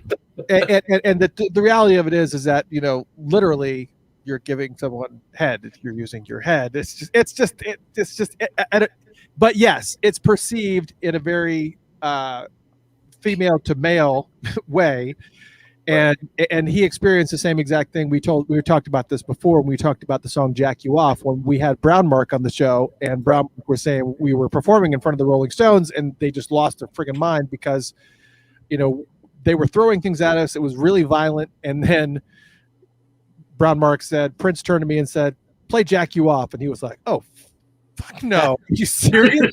Well, this crowd is going to kill us. But they did it anyways. And he was right. They totally just ripped into them because it's just, but that was what Prince did. He loved that shock value. He loved to kind of create, he wanted you to wonder. He wanted you to think.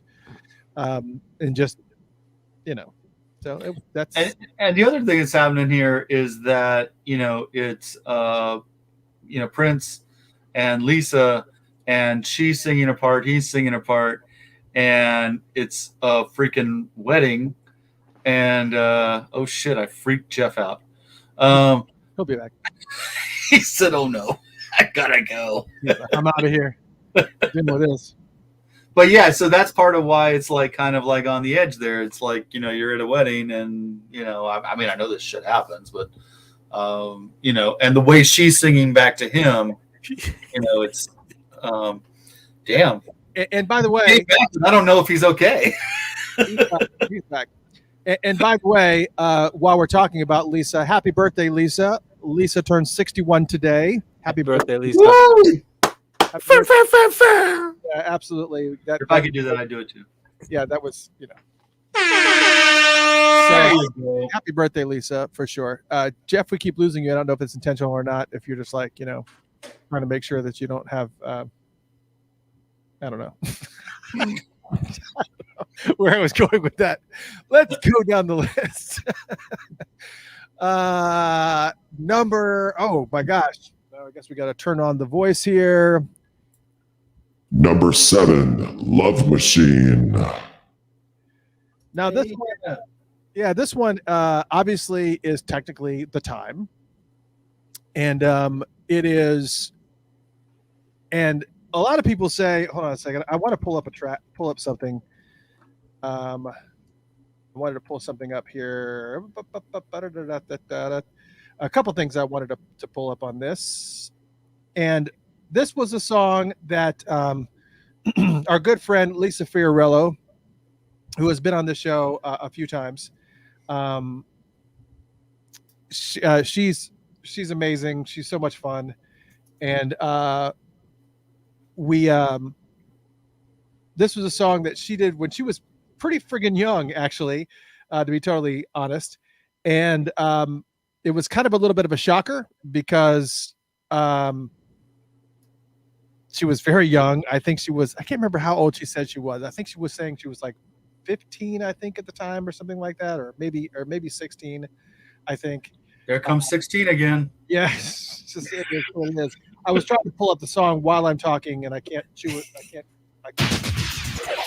So here's the song.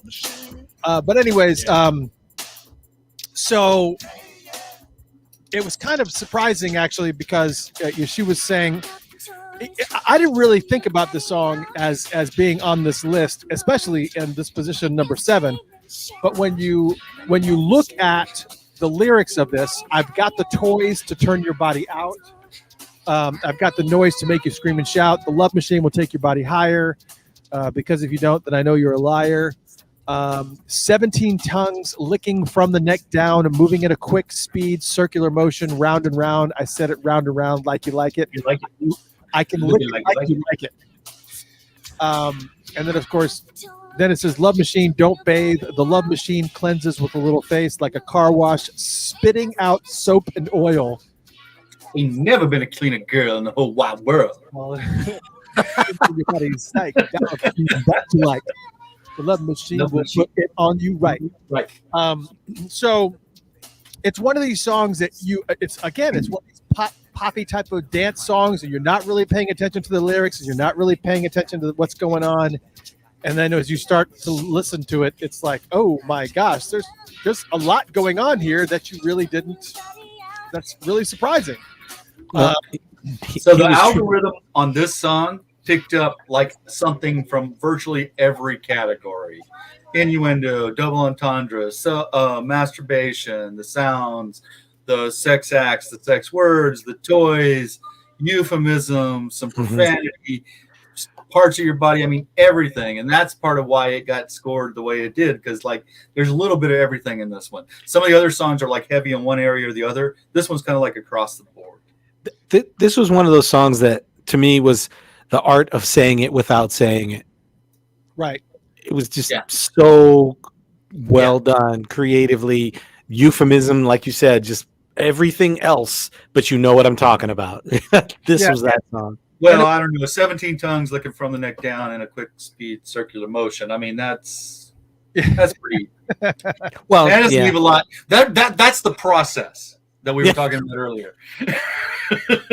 Here's our process. That's the process. That's the process. It's the process. And when you have 17 tongues, there's also a lot of organization and choreography that's got to go on. Excuse me. Hey, this is my spot. You move over there. You move over there. There's like so much that you have to pay attention to. You're right. That's a nightmare. It's an organizational nightmare. Now, what are the logistics with that? Now this is a funny little clip I want to play you guys too. This is a little clip that was sent to me. I can't remember who sent it to me. I can't remember who sent this to me, but it was somebody that was involved in the recording of this, and they sent me an outtake from this song. And basically, Morris was trying to do his part over the part that Elisa Fiorillo was doing, and he got off track, and things started to get out of hand. And then, of course, Jerome kind of. This is really funny. Take a listen to this. Shall we say we're in Paris? I don't know. Shall we say we're in Rome? We could. Shall we imagine a menage a trois? I'm too young. Shall we imagine we're alone? What can I say to that? Shall we dream of each other naked? Shit. Shall we get undressed right here? Oh no. Shall we do this thing by the books? What are you doing? Shall we give in to our biggest fears? Are you afraid? Are you gonna dance Yes. with me? Are you gonna let me spin you I around? might. Oh Lord. Can't you hear me? Are you gonna make love with Isn't that sound? the way it's done? Yes. I am not. Yes. They are. Shit. Oh Lord. Hell no. She said, are you gonna let me stick it in? My favorite line is when she says, "Shit." Yeah. I remember. That's I don't it. know how old she is when this happens, but I think she's like, I want to say she was somewhere around like 16 or whatever, because I think that she said when she was on the show, she said she played it for her mom, or her mom had heard it, I think, after it was all done, and her mom was like, okay then. Well, I guess we're getting paid. You have points on this song, right? This song, a little full disclosure here. This song also used to be a song that we used to use, that we used to play when we were gonna work on our process. Wait a second. Trent and I are close, but we're not that close. We don't have processes. No processes. Excuse me, this is my process. This used to be a song that we put on to have sex to. I have a process, but I'm not showing it to you, dear. I've got the toys. And it's actually a pretty good song to have sex to. I'm just gonna tell you right now. That might have been a part of my scoring. I don't know. That sounds like a song. If you're having sex to that, you're going to be apologizing. It's too fast. Like You can put it on repeat. I'm not talking about the time of it. The pace, the beat. 2.5 minutes repeat. Come on, man. Come on. Hey, baby, start that song over. I'm done. I need to. It's a process. Okay. This is my process. You all so much. I hate you all so much. All right, let's move on, shall we? We're inside of the top 10 here, and we're getting down up to number 6, which is number 6. Get off. Get off of me. Get off. Okay, Jesus. Get the fuck off of me. Get off. Okay. So So scared. yeah, I know. I'm scary. Oh, excuse me.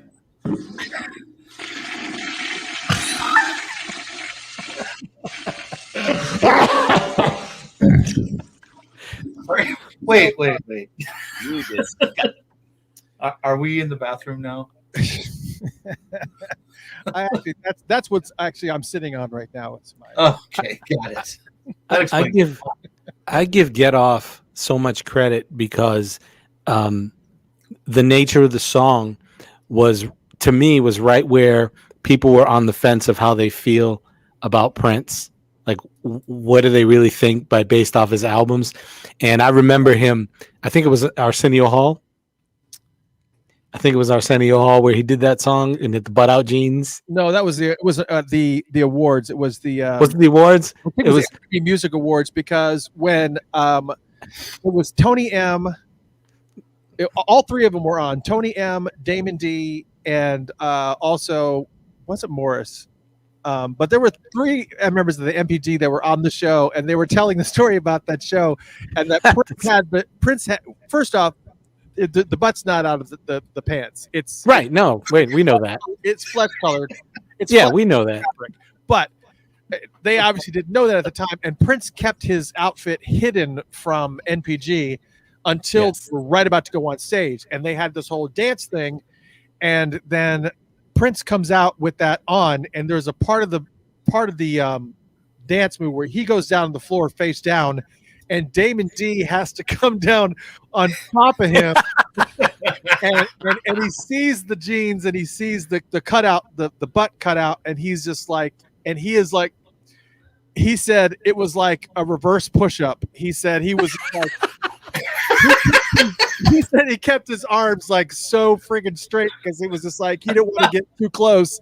He was like, really messed up, and it was very, very funny. But and it was. You're right. This was actually that. You are exactly right, Jeff, and I know you were going with this because everybody had this perception of this hypersexual individual doing this music that's always cutting edge as far as the sexual overtones in it, and he just came out swinging with this song that was just like, all right, this is what you think about me, here it is. And he had girls that were scantily dressed, and the fire, and there was like all types of pyrotechnics going off, just like oh my God. He gave it to you. This was the defibrillator. This was the clear. Wake him up, here I am. Right. Yeah. Woke him up. But what gets me about this song is, as sexual as it is, and like you said, it's high up on the list, is that this was played on the radio. I mean, right, which makes no sense. That's what's so amazing about this song is like you can hear it wasn't like WAP where they had to like bleep out stuff. What are you talking about? WAP? It's all out there. We're talking about WAP. But that's because of the one thing that made this whole list very difficult, and the categories of graphic detail about sex and taboo at the time versus non-taboo is anybody who came into Prince in the beginning, everything was taboo. But once Prince got going, it was like, like clothes off, nobody cared anymore, and things became less taboo, even though he was still cutting edge and still breaking those corners and doing the things, but it stopped feeling like taboo. That's how I played on the radio. It was like, why are we playing this on the radio? You couldn't have played that further back when he first was making music. Right. Yeah, and that's songs like WAP and all these other songs that are out there now. I mean, they owe a lot to people like Prince. Oh yeah, absolutely. I mean, he set the standard. Shout out to Paul. He's saying that whole scene was inspired by Caligula. Absolutely, yes. Absolutely. Were you not blown away by the line, "Tonight you're a star, and I'm the Big Dipper"? Yeah, that's right there. Yeah. We actually scored this one pretty high. I mean, for graphic detail, we kind of went low. because it was mostly innuendo, right? So I gave it a 60, and both of you guys gave it a 50. For percentage about sex, 100, 100, 100. Now, what was interesting is that on the was it taboo for the time? In that category, I gave it a 40 because it wasn't really taboo, because I think in 1990 when this came out, I think is when this song came out, it was very, or maybe it was a little bit later than that. But I really did. I think everything was over sexualized at that point, just like it is now. So I kind of gave it a 40. Rob, I think you kind of agreed with me and even went lower than me and did a 20. But Jeff, you did a 50. Yeah, I did because even though things were over sexualized, what he did in this one was about the orgy. Right. And that wasn't the big thing at the time. So for me, it was like, this is a whole new realm that he's getting into. Everybody, like you said, Caligula, he's like, everybody, let's all do it right here, right now, together. Right. To me, that was much more taboo. I kind of felt like, I think part of why I scored it a little bit lower there is that I kind of felt like he did such a good job of couching everything in this language that wasn't straight out. It was like you kind of had to know what he was talking about. And, most, parents who might have been listening to this song would hear something like, I clocked the jizz from a friend of yours named Vanessa Bett. She told her a fantasy that got her all wet. Maybe they would have picked up on got her all wet, but something about a little box with a mirror and a tongue inside. Yeah. That's the one that was a line that kind of gave me a little bit of that one specifically. She said you told her a fantasy that got her all wet. Something about a little box with a mirror and a tongue inside. What she told me then got me so hot I knew that we could slide. Right. It's just it's the innuendo is just like lay your pretty body against a parking meter, strip your dress down like I was stripping a Peter Paul's Almond Joy. Let me show you, baby, I'm a talented boy. No matter who you are, male or female, if you ever hear that line, something about a little box with a mirror and a tongue inside, it doesn't matter who you are. I'm sorry, weird. Clothes are coming off. It's weird, though. It's such a freaking weird thing. What exactly? It's just what's happening there. My friend had a Walkman because I couldn't afford one, but I had one, and I was listening to it, and my pants fell off, and I was riding a bike. And like, if you listen to the extended version, it gets even more racy. Yeah. Oh yeah. Yeah. So, gonna put the ball where it's sure to stick. I mean, come on. Yeah. I'm a grown ass man visualizing it now, and I'm like, damn.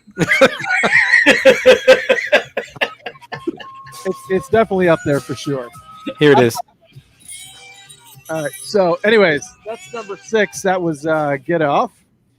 What an interesting. Is what it is. All right. Now here we are. We're in top 5 now. We're in top 5 territory. You guys ready for top 5? I can't believe we top 5. That's right. Not now. Top 5. It's top 5, everybody. Let's go ahead and get it on, shall we? Number 5. Okay. Up go the zipper. Woo! Wow. Now, last time we did this in January, Repop Go the Zipper took number 1 slot. And I'm going to be honest here. I know what's sitting in number 4, 3, 2, and 1. Still in my book, I'm sorry. Repop Go the Zipper to me is still number 1. It's still number 1. Now let's look at the score and look at the scores. We all did. Graphic detail 100 100 100. Percentage about sex. I said 90 for some reason, but you guys said 100. Your zipper was stuck. Well, it's not all time. I think it was the process. You gotta stop thinking. You're thinking too much. That's the problem. That's I know you've told me this before, but you're just thinking too much. It's my curse. And then Taboo for the time, we all gave it low scores on Taboo, and I think that's why it kind of slipped to number 5 was because I gave it a 10, Rob gave it a 20, and Jeff gave it a 10 because there's nothing really taboo about it. Matter of fact, you don't even realize what's happening with this song until you read the lyrics, and you're like, oh, what the frig is going on?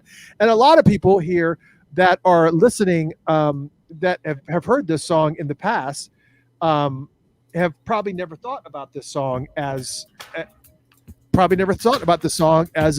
dirty song. And the reality of it is that if you read the lyrics, it is filthy freaking dirty. Let me just go ahead and let me read some of these. This cannot be foreplay because this be too hot. Up go the left thigh on me shoulder there. Up go the right and me blood pressure there. With my tongue in the cheek of the gold underwear, one yank of the teeth and they off on the chair. Rip-pop go the zipper. If you flick of the pink plush, then this brother tripper. My girlie, how in the world did you learn this, that you know? Rip-pop go the zipper, etc., etc. So the part that is a shocker in this verse is not that wasn't, but this one here. This bench that I normally use for the weights, my girl, she lay me down and try my soul to take. And devilish this night she was before, as I'm laying there, she take it all the way down her throat, right down to the hair. She wouldn't move a muscle for what seemed like days. My heart stopped beating and I died this way. The graphic detail in this friggin' song is just... I mean, it's just. It's just one of these songs that's just a shocker. You're just listening to it and go, oh, this is a nice reggae. Roll me up one, man. You kind of just, By the time the song is done, you don't know why your hands are in your own pants. You're like, what? Just what is that? What just happened? What is doing this way? And I got button flies on. What? No zipper. Pop go the zipper to me.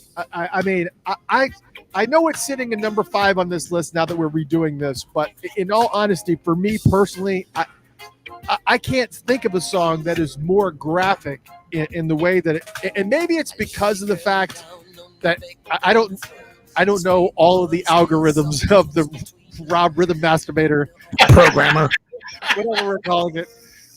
Programmer. I don't know. Garbage in, garbage out, right?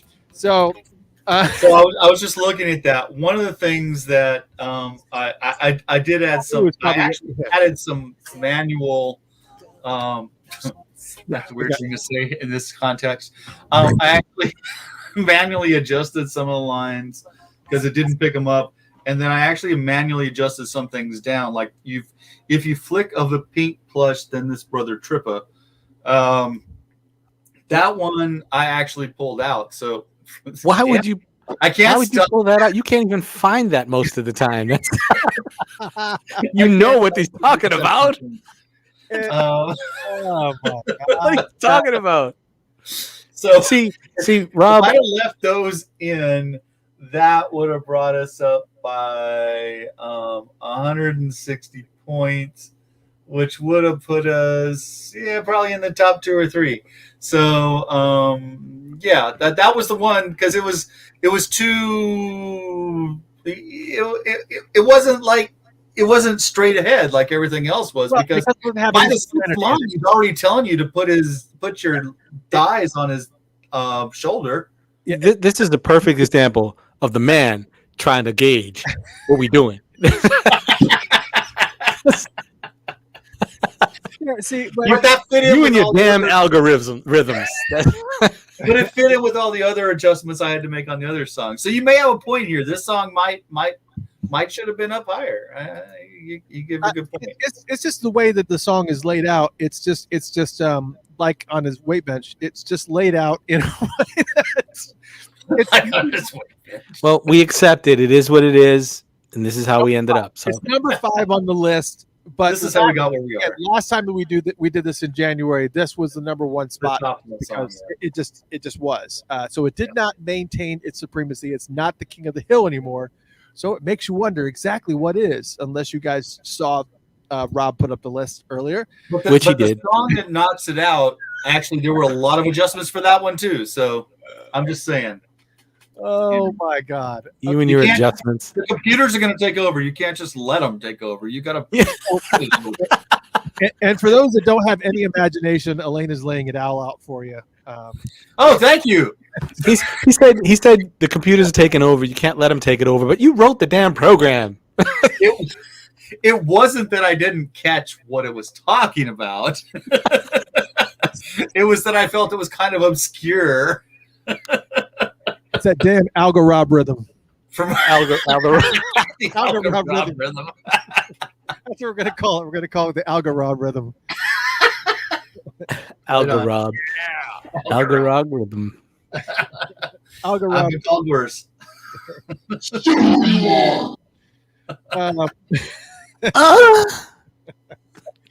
All right. Falcon. I don't know what Falcon Punch. Number 4. That would have only moved it up to number 3, by the way. That would have only moved it up to number 3. All right. And I've got some more sound effects here, but I just don't know what they are. Like she hatchet or she ratchet. I don't know what this is. Oh, that's what it is. Okay. What the hell was that? What was that? She ratchet. She ratchet. What the hell? I don't know. I'm sure there will be a time when I can use that one. Did you pay for this? Let's move on, shall we? Let's move on. Okay, let's do it, Kelly. Let's move on, you idiots. Number 4, Nasty Girl. Yeah, so Nasty Girl is number 4. I admit I was surprised that Nasty Girl being number 4 from all that we put in. That it beat out Repop Go the Zip. Now come on. Yeah. But I think Girl that I think the taboo value was rated a little high on that because it was vanity. You just yeah. Yeah, Monica is disagreeing with that. She said, I don't agree, but okay. Yeah, even Danielle was like, really? Everybody's kind of but well, then you write the algorithm. Who else is going to write the algorithm? Algorithm. I'm drinking wine. You guys are doing hard liquor. It's easier for me to say algorithm. I can't even get it out. Don't fuck with me. Algorithm. That's good enough. Let's look at the numbers to where we got Nasty Girl. Because the only thing that Nasty Girl got all 100s in was percentage about sex. And of course, graphic detail, not really. But now let's not throw it under the bus just yet, because let's go to the lyrics, shall we? That's right. Pleased to meet you. So she just met this person. I still don't want to tell you my name. Is that what that means? I'm so glad you're here to explain it. I'm trying to paint the picture. What's the process? I was like, I don't What's get the process of meeting somebody? I don't get it. We're trying to analyze why Nasty Girl is at number 4. Because basically,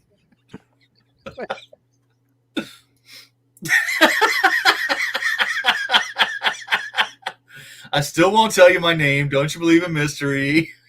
Don't you want to play my game? I'm looking for a man to love me like I've never been loved before. Wait, I shouldn't even be saying that. You go ahead and read that shit. Fine, I'm comfortable with my sexuality. Looking for a man to love me like I've never been loved before. Looking for a man that'll do it anywhere, even on a limousine floor. Last time I had to read that, I was on Ponce. Anyways. That's another story. In a fantasy. I was trying to pay rent. I was trying to put my kids through college. Who's reading my Grindr profile? Somebody's reading my Grindr profile. So, anyways, I'm looking for a man to love me like I've never been loved before. I'm looking for a man. Oh, you say it much better than I do. It feels like you got more experience. You know what?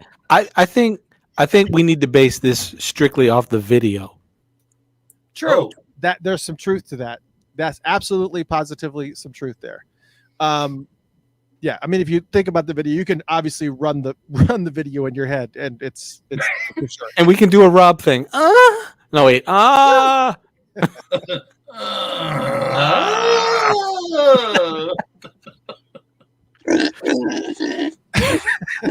probably more what it sounds like. Sorry, dude. You know, there's an app for that. That's She's like, There is. It's damn Farmer, it, I'm getting scenes from Farmer's Own. old horror movies like Silence of the Lambs. Yeah, Monica mentioned "Sex Shooter" as another song. Yeah, So yeah, Sex Shooters, that was Sex actually Shooters that was was in in the here. We can talk about that. Somebody mentioned Electric Intercourse too. Sex Shooter Right. all the way down in position number 32. Believe it or not, Approximately. approximately. Yeah. So, yes, everybody is just. Anyways, Farmers Only. I give "Nasty Girl" number 4 just based off the video. Sorry. Yeah, That's it. We can go. I mean, but there is still some more there. I mean, this whole. Wait a minute. So a lot of this is just based on the fact that she keeps repeating the fact that she's a nasty girl. Don't you want to come with her? Well, okay. Hold on a second. We're missing a very, very important line for Nasty Girl. She's talking about sailors. No. I need 7 inches or more. Right. Okay, She's so got very specific there are some process requirements. There are some there's some specificity there that needs to be considered. That's not much of a requirement, but I'm just saying. Willing to do it on the Okay. Wake me. Well, it's the only black guy here. I guess you can say that. Okay. All right. Okay. I'll hold. Yes. So. Well, then she ends it with "Wake me when you're done. You'll be the only one having fun." Yeah. So. It's about female empowerment. It's like, look, 100%. you can't handle it, then move the fuck on. And that's why I think this song, the actual rating kind of makes sense, because at the time, that was not for women to say or do or be. So It was a very strong song and a powerful statement for women. And it's sad that we even have to say that. But I mean, that's the whole point of that, I think, because that's the shock value. Right. Yeah. And I'm sorry that I wasn't able to play a little bit of a clip on the iPad thing of it, but there's a little taste of it right there. But this part coming from this radio station is actually attached to their vocals. So if I play the song, then I have to turn them down. So you guys all know what it sounds like. So you all know what the song sounds like. Anyways, yeah. So Nasty Girl, Vanity 6. I mean, there was a lot going on there. A lot that you probably. It's been so long. This song is like old as dirt now. It's like 82. Yeah. So the other thing too is that I think that once you hear a song so many times, it's like at that point you're like. You forget some of the really dirty parts. Yeah, I like what Robert said. Robert said exactly. He said Prince gave permission for women to get freaky and express it, and that's exactly what that song was. Yes. Thank you, Prince. Yes. and that's the whole thing about. That's the same thing he did with Head and Jack You Off and all that stuff. It was like it's all a spectrum. It's like the women can do what they got to do, and men can do what they're gonna do, and but those songs were him saying it. Nasty Girl was the women. Was the her women saying stepping up and going, boom, you ain't enough. Go back to sleep. I'm not no. Stacey Kane said, I came in at number 9. Was Tick Tick Bang on the list? No, actually it was not. Tick Tick Bang was actually in position 18. Hold on. 18, I think it was. It should have been. It should have been, but it was number 18. Not necessarily. On the algorithm. Well, part of the issue was that we worked off the ranking, but the score was the same in some cases. So Tick Tick Bang actually came in at number 14 along with Feel You Up. Okay, I can see that. I'm just saying. The score was like 930 for Tick Tick Bang. For Feel You Up was 940. So it's basically in the same position.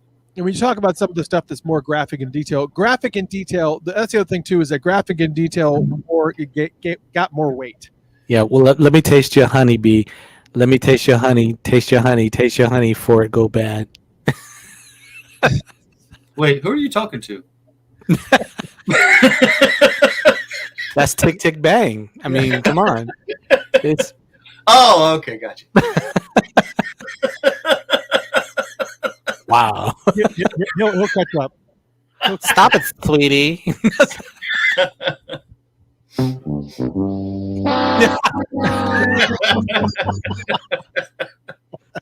All right.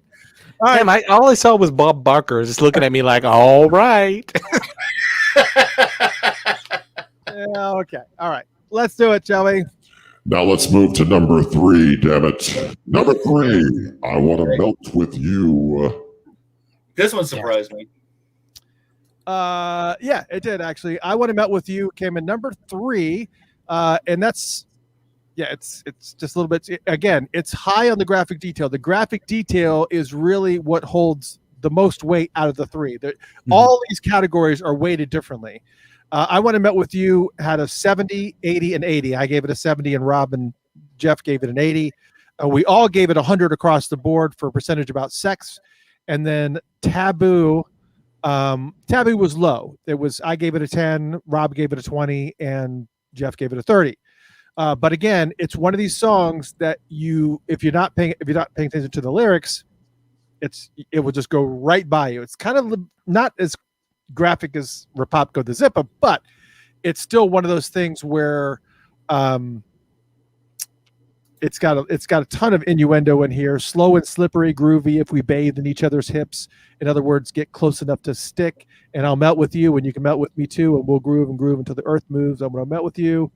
Hey, Chris, can you say that more sexy, please? Sure. You're right. I'm not feeling it. Okay.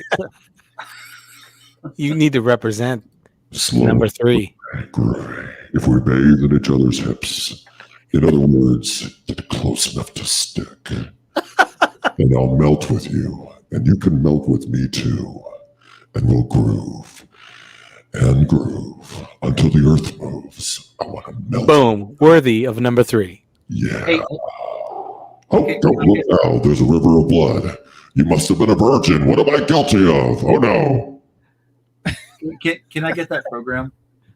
Yeah. It's not a program. It's actually it's a box unit. Boss performer. Can you get a copy of that? I can see Rob calling people up randomly. Sorry, wrong number.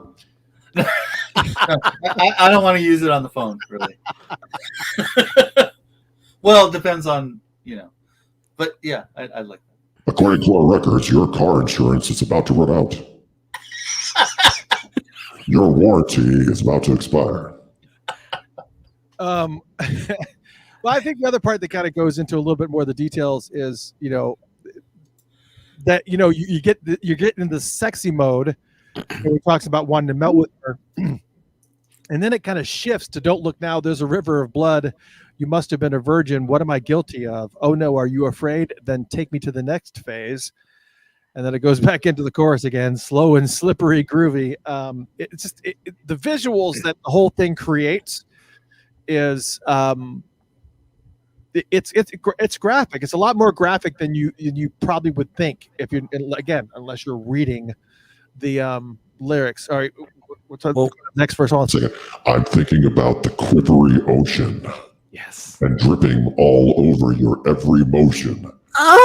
And thinking about the way that you kiss. I'm thinking about some of this, and I'm thinking about some of that, and then my backbone slips, and my lips just drip, and then the hips just whip, and I want to melt with you. Yeah, there we go. Hey, that kind of yeah. Yeah, I'm there. Yeah, do that, baby, just like a dog.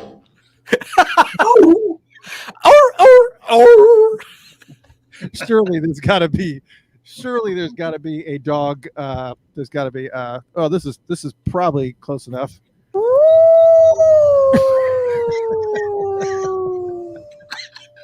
I don't know, man. I don't know. That's another drop the soap moment.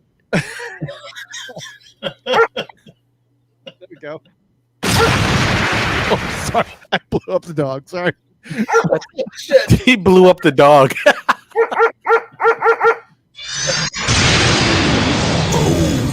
Yeah. So yeah, I Want to Melt With You is definitely got some of the graphic stuff going on. I think the one verse about the river of blood and all that, it's just, yeah. So number 3, I Want to Melt With You on the Algarab rhythm. Yeah, and regardless of what anybody thinks, it's a really sexy song. It is. And I think and there's a lot of moaning and stuff that's going on in the song. And that's the other part of this too, is that when you listen to the song, there's a lot of ambiance that's going on that I think it's also part of this when you're listening to it. And I don't know if it's slow and slippery groovy. That's the thing that gave it a pretty high score. And getting close enough to stick. Wait, close enough to stick. For some reason, they don't have this song. They do have this one.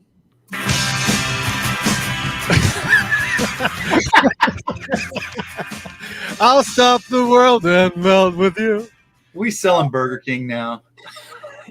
I'm going to have another drink to that. Right? For some reason, Spotify does not have that. This session brought to you by Hennessy Black. Thank you very much.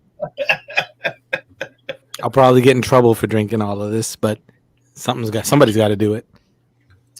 All right, so yeah, let's go to the next one. Number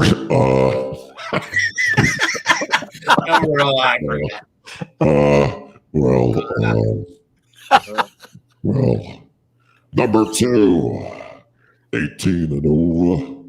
Oh, that's the one. Now to me, that's number 1. Yeah. Sorry, I'll fight that forever. Number 2, 18 and over is in this mix now. I don't want to get close enough to stick. All right, so let's look at 18 and over, shall we? We're looking at the scores across the board here, and once again, this is on the taboo side of things. I was no taboo. I mean, even though, because technically he's kind of going outside of the taboo and really kind of drawing that line. 18 and over only. Okay. So he's left the 16 and 14-year-olds, which is good. He's not a lot of artists do. Gone to year-olds of the schoolyard. Gone to the. We've grown now. Gone to the 60-year-olds of Love Machine. We are in 18 and over land now, and I gave it an 80 on graphic detail. Rob gave it a 90, and Jeff gave it a 90. We all gave it 100 on the percentage about sex. And of course, when we run it through the Algarab rhythm, it comes out in position number 2. Rob laughs. I feel about this. Not sure how I feel about having an algorithm named after me. Algarab rhythm. It's gonna stick. I'm telling you. I knew it was gonna get close enough to stick. It's gonna be close enough to stick. So, anyways, there's a drink to that one. Everybody's drinking up now. Number 2, we're really close to number 1 here. I think we're doing good on time and everything else. That's what number 2 and number 1 mean. And I just finished the wine. So, all right. Well, shoot, we got. Oh wait, there's a finish? I've been repouring. We got to catch up, Jeff. I finished his glass and I don't have any more wine. And I feel bad. I can't. Fuck. I feel weird. Fuck. This was Jaden, full when I started. Damn it. Hey, Jaden, can you bring me a bottle of wine, please? I need the rules up front next time. Damn. Anyways, 18 and over. So this is number 2 for sure. It's a good one. Even though he claims that this ain't nothing but a little Funky Mac song, it is definitely way more than that for sure. So, anyways, did you ever hear the one about the pinwheel? That's the one where I put your legs behind your head and really like I'm gonna spin you around and grab you by the waist and pump you till I hear my baby say, "Ow." but yeah, it's kind of there's talking about all the couple of new positions, and then of course later on we talk about Toys. Yeah, the wheelbarrow. It's the Bone Ranger. Hi-oh Ranger. Oh, sorry. It's the Bone Ranger. Hi-oh Silver. It's Man, the Bone Ranger. man, Oh, Ranger. the part that gets missed is at some point. Then he goes to toys, and you don't realize it, but he says, we'll take it to the trip to electricity. Once you go into that, then he's talking about It's so fast. plug it in if you dare. Plug it in if you dare. Plug it in if you dare. So fast it eats your underwear. So there, my sweet sugar bear. Damn, I like If that ain't enough to make you throw your hands up in the air. Oh, yeah, keep going. Hell, I turned myself on. What the hell? Yeah, you turned me on. Lock it up your hands while I straddle your thighs. In goes the truth and out goes the lie. There's a lyric here that I don't understand, and I tried to look it up, and maybe one of our fine folks can help us. One of our producers help me figure it out. The line is, "We'll call a wet towel. WC is handy." What does that mean? Yeah, I'm going to take it by your silence that nobody knows what the hell that means.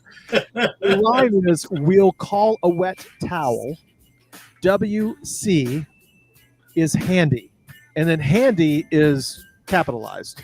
So on the lyric, it says WC. I don't know what WC stands for. Is handy. We'll call a wet towel. WC is handy. And it's all nice. Coming one, coming twice. And if the Johnny's sick, we'll have to take the trip to electricity. He's the father of the blues. I don't know. I think it's love you long time. We're not We talking love about you long time. I'm talking about WC Fields, are we? No, W.C. I don't Handy know. is the father of the blues, according to Wikipedia. Oh, Stacy says WC washcloth. I'm sorry. I was trying to click on something and then it bounced. Oh, keeping a handy washcloth? All right. Oh, I mean, somebody's got to clean up. Oh, Damien Maybe says it's a combination of the two. WC Handy is a throwback name. Throwback to what? Water closet. Elena says wet cum. Right. Yeah. Wet. What? I don't know. Like, is there any other cum? I'm sorry, Elena. We are. You guys in the chat room are all over the map here. With I think it depends on how long it's been. Okay. Yeah. It's. I mean, if you're that guy from The Mummy, I think wet cloth works. I'll take that. You're shooting dust. Water closet. No, I don't think that's this. I think we knew what a towel was. Elena says, I knew what a towel was. yeah, Daryl just says washcloth. Oh, yeah, it is what it is. So I'm It's great to show. we are about to. I think wet cloth works. All right, so I am curious, or I'm going to leave it up to the people in the chat room here, because I really want to know what everybody thinks number one is going to be. What does everybody here? What does everybody here think number one is? They're not going to pick it. Some of the ladies will. Some of the ladies were talking about this song the last time. Oh my gosh! Guarantee they'll pick it. Sandra is going. Come on, guys. You can do it. You can do it. All right, ladies, you were talking about this song last time, talking about how we scored Rapop Go to Zucca. Man, don't be giving hints. All right, yeah. So anyways, yeah. So I can't even say Rapop Go to Zippa. let's see what everybody guesses what number one is. Julie says International Lover. Nope, that's not it. Damien. Ooh, Do Me Baby. That's one of my favorite songs. Oh, that's a good choice. Do Me Baby. Do Me Baby wasn't even on the list. It's like crazy. No, it wasn't. But Sexy that's more of a, in my mind, that's more of a love song. But yeah, Sexy MF is not on the list because it's not. Well, it kind of it is on the list, but it didn't make it. Yeah, it didn't make. Yeah, it was on the list. It was something we looked at, but you know, Darling, it was mostly profanity. Darling Nikki fell right outside of the top 15, which was No, I didn't. It was number 6. It was number 16. But that's because we didn't look at the scores. Because Darling Nikki, if you look at the score, it was the same score as Sister, which was 13. We didn't look at that. We didn't pay attention to that. So yeah, it should have been higher, but that's all right. Yeah, everybody. A lot of people Okay. are joint to joint. Joint to joint's a good one. Damn computer analysts. Soft. Soft and wet's been Whatever. multiple times. Joy and repetition, Cheryl. That's a great guess, but no. Cheryl, I'm sorry. I love that song. That is a great song. Love that song. That's the best song off of Graffiti Bitch. That is the best Prince solo to me, other than when my guitar weeps, my guitar gently weeps, or whatever. Like, yeah, so much. I play that all the time, like on my guitar. Some people have mentioned it. We got a few. Yeah, some people have mentioned the number one, and not playing your guitar, but that. Yeah. Stop touching my stuff. But maybe if you were playing your guitar, maybe we could get there. So there's no confusion. This is my bass. This is not my guitar. I play bass too. There you go. He plays everything. I play everything. Shit, I didn't know that. Yeah, I do. He's a great producer. Nice. So, yeah, he sent me a couple songs that I'm going to be working on vocal stuff. Awesome. We're gonna knock it out the park, man. It's gonna be amazing. Cool. You guys are going to have an actual Funkatopia album. It's going to have, Jeff is going to be writing all the music. I'm going to be doing vocals on it. We'll be killing the stuff. It's going to be amazing. We're gonna make it happen. We're gonna make it happen for real. It's going to be amazing. Very cool. All right. So is everybody ready? Here we go. Ladies and gentlemen, hold on a second. There's got to be a fucking drum roll here or something. Dude, you just like suck the energy right out of that. Ladies and gentlemen, hold on a second. Ladies and gentlemen, I'd like to say I'm not fucking ready. Pause. Ladies and gentlemen, I'm going to the bathroom.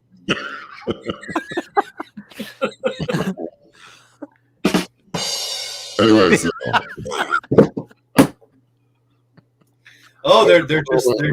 they're ready for it. They want it. I will say, number one, I was not expecting. Number one. Are you guys ready? I'm ready. Number one is come.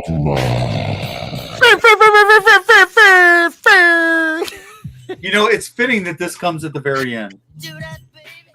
Yes. It is. Oh, sorry. Still. And yes, yeah, it absolutely is. Yeah, everybody is. Yeah, it definitely fits the number one position for a few different reasons. Yeah, because of the. All right, Danielle. So, Danielle totally threw me off. All right.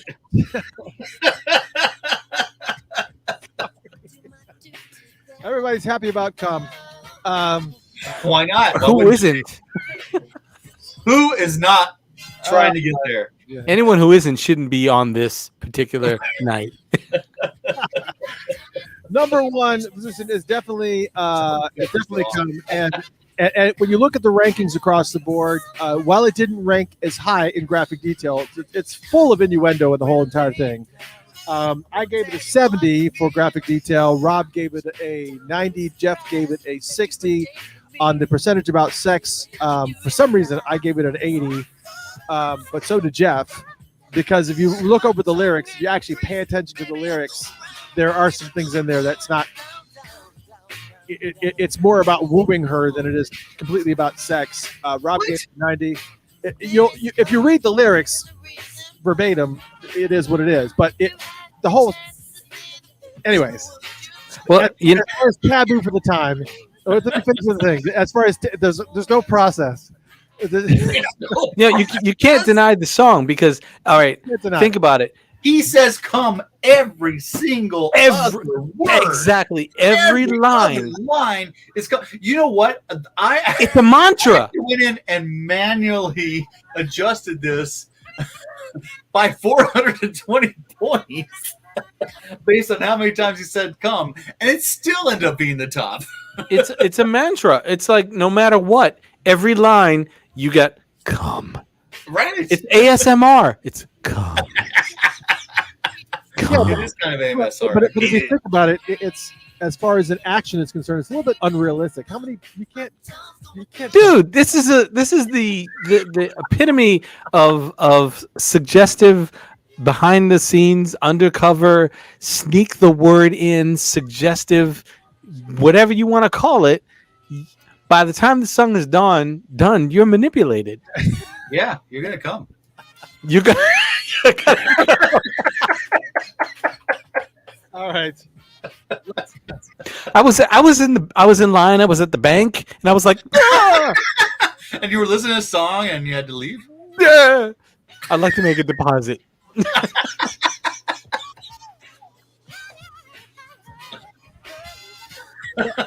I'm reading over the lyrics here.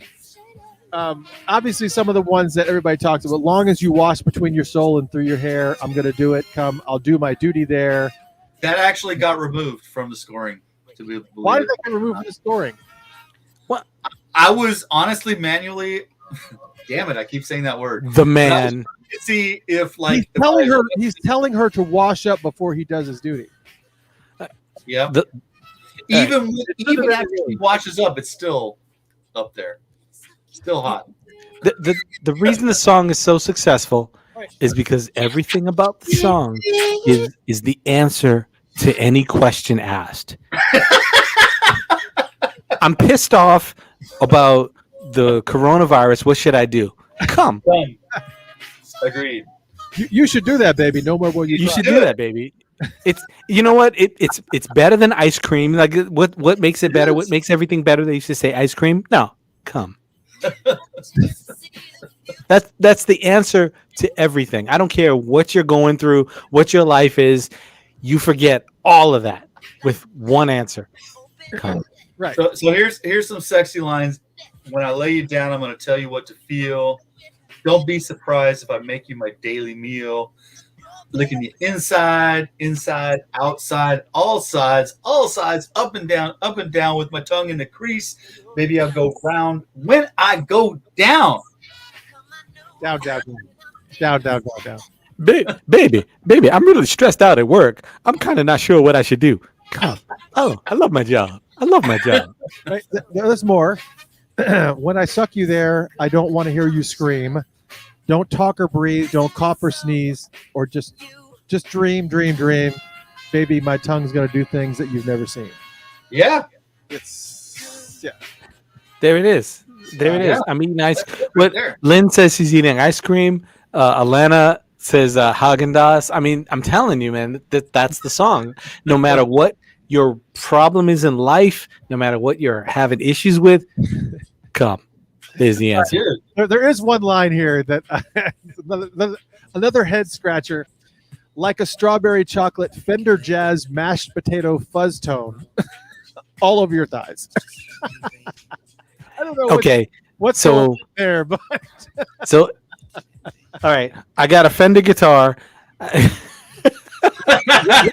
does the mashed potato fit in? And yeah, give us some of that fuzz tone. I got my guitar here. All I need is to add that fuzz tone, and believe me, it's a rap. Yeah. All right. So It's a rap. So there you go. There is. It's no wonder there's a puddle there, holding it in for so long. You know you can't let it go. It won't be wrong. Saying. Let me say it. And then it just keeps on going. Oh, or better yet, why don't you do it on the chair? You should get that shit started. You can change your underwear. Change your underwear. It don't mean you're rep because you kiss in a restaurant. It don't mean you rep because me tallywhack or sucking is all you want. No. All it means is that the one that come before me never made you come. You should do that, baby. It's just right. It's You know, and the funny thing about this song is that the song was never as long as it was supposed to be. He turned this album in to Warner Brothers, and Warner Brothers wanted a couple more songs on it, and instead he just made this one song 10-minute song. I mean, realistically, when you listen to it, it does sound like a suggestion. It sounds like, I'm not sure, like, you should do that, girl.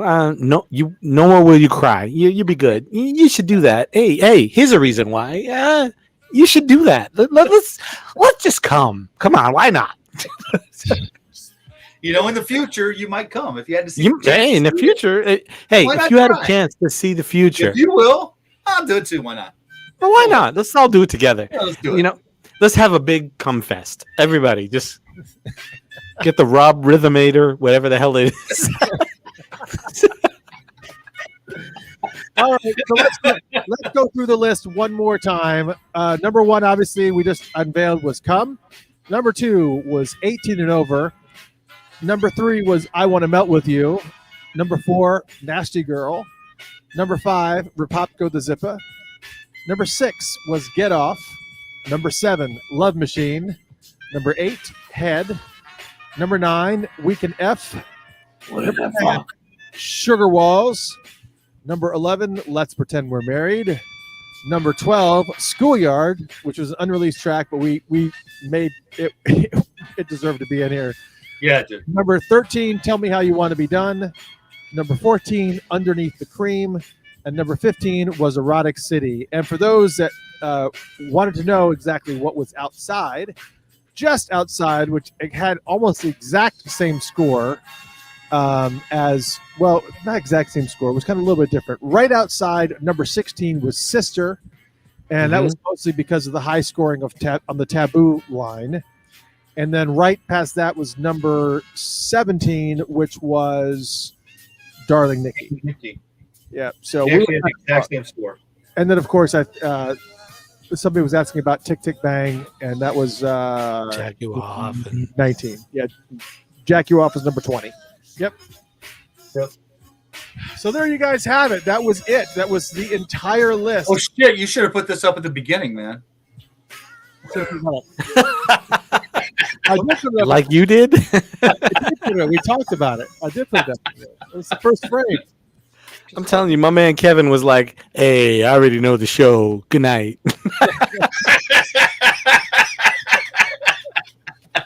That's my boy. I was like, dude. Dude, you couldn't have known all this. I learned some shit that I never knew about Chris already. So yeah, right. Which is always, yeah. I'm sure he learned some shit about me too that he didn't know. Yeah. Hide the Bone ended up in position 37, believe it or not, on the Algo Rob Rhythmator. I put an in there, a Rhythmator.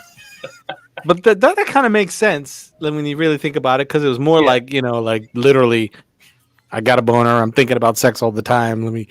That one's kind of like just repetition of the same euphemism. So it's like, yeah, I mean, he's talking about having a boner and being around someone. One of my favorite Prince songs.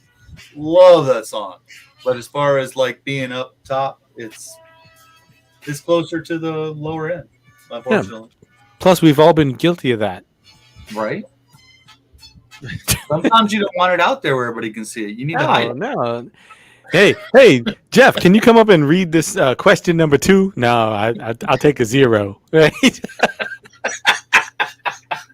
I'm trying to hide the bone.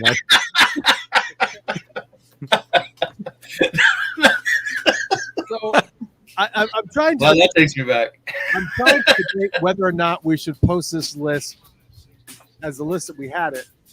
But I saw some people mentioning some songs that weren't even as part of the judgment. Which, if we had really gone in and like done, because I saw Endorphin Machine mentioned, that wasn't even in the mix, which probably could have been in the mix somewhere. But and so you're saying we got to do this again? Yeah, well, I mean, if they want to go through 8,000 plus songs, I mean, that's a lot. Every single Prince song has some sex in it. I mean, every song has is representing sex or has something graphic or is possibly taboo or alludes to it or suggests it. So it's kind of hard to just pull everything out. You know what I mean? It's a lot of music. It's a lot of music. But if I would say, I would challenge, if we need to pull another list and people really feel that stuff has been left out, if we can get another list of more than 20, 50, you know, that we haven't talked about, then it might be worth doing that and kind of creating a competition, you know, like this winner to that winner until we get to the ultimate number one. It may be worth it. Cool. Yeah. Yeah. I can work on the algorithm, whatever I don't even know what you're calling it now.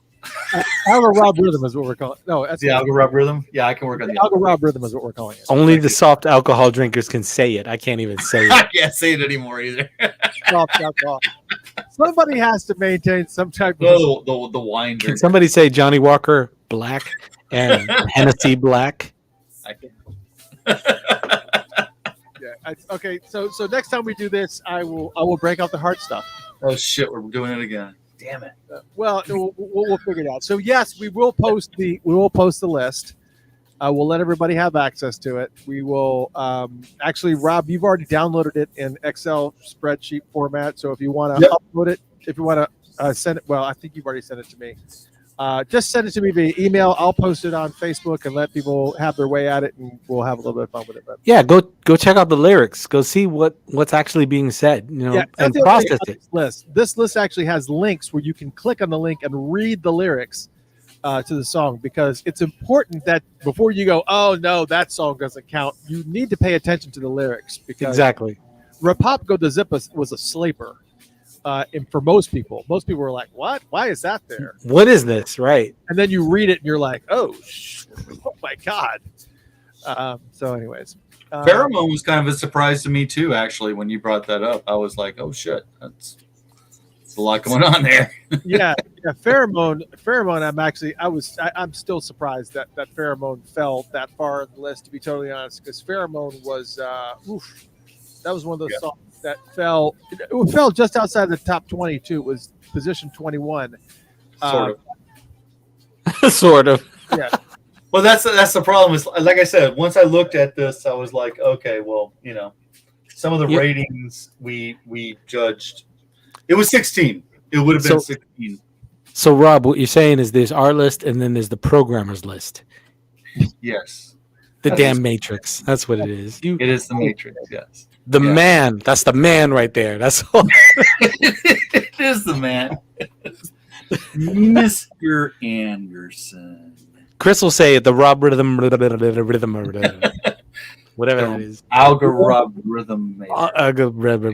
Yeah, something like that. Bueller. Cool. Right on. So, man, I love you guys. Yeah, it was a lot of fun. We had a good time, and I love you too, man. I just met you, but I love you. I love you, man. I love you. That's right. It's pleased to meet you. Man, you're not getting my Bud Light. Remember that? Yeah. So I was trying to find. I guess we can have a little bit of a celebration sound, I guess. Whoa! You know, I'm always hoping to hear that after come, but not always. It doesn't happen. So and then I have to kick this fuckers out. Yeah, so it is great. Thank you guys so much for joining us. As far as next week, Jeff, what were we talking about? I was saying there was an idea that I had for a show that was going to be fantastic, and I could not remember what it was. And I said, if I can't remember what it was, we would do something. Crap. I don't know. You kissed my ear, and we were spooning, and I don't. What the hell are you talking about? I don't remember. Always forget shit after that too. Yeah. That's how it works. The next show. I know. We call it For You. What? Prince songs written for other people. Oh. For you. For the like Best songs Prince wrote for other people called For You. Come on. Yeah, Come on. didn't we do that? It seems like we did that last year or something. But you know what? Now that we have somebody else, I don't remember doing that. Did you do that? Well, it wasn't for me. That's all I'm saying. I did like a bunch of shows before either of you came on board. I did probably at least 100. Wait, shows there was a Funkatopia before we were here? Oh, yes. Yes, there was. For like 20 years? Let's do a show that about songs that Prince didn't actually write that didn't affect the world of music. I went with like Prince's best guitar solos or something like that, but because of the fact that I don't efficiently or even at all really play guitar, it's like for me to like listen to something and go, oh yeah, it's a great solo, and not really understand all the technical aspects of it. That's easy. That would be too easy, man. There's only two. Too easy for you. There's only two, man. What's that? Yeah. Okay. Should I reveal it? I can't. Yeah, go ahead. I mean, Well, I know one of them. You've already told us in one of them, repetition. and I agree with you. Yes. And when my guitar gently weeps when he did that with Your guitar's gonna George kill Harrison. people? this session brought to you by My guitar is reaping you. Fuck you. my reaping. So the George Harrison. Yeah, that one. I mean, yeah, great. there were great. others, but Freaking awesome, I gotta admit. All those right. two would be the top. And that Wow, we did 2 shows in one night. Cool. that What next?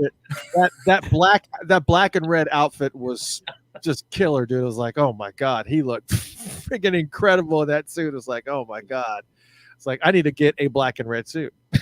Hey, Andrea says the best solo live version of Just My Imagination. The small club version. That's a I like that one. Yeah. See, that might be a There fun are one, some but other- that there might are take a some lot of other- research. We might need Yeah. some help. Yeah, when you start listening to like recordings of like live shows and shit, Oh, there are some really killer. Yeah. Yeah, but there's so many of those. That's kind of hard. Yeah, I don't know how you go through all that. Yeah, you can't. Well, I tell you what, for those folks on the radio, we're going to go ahead and give you back your music, and we'll do Just My Imagination from Small Club by Prince. So you guys can take a listen. If you're listening on the Funked Up app, I will play that. And So, Schoolyard after that. Small Club. Yeah. Oh,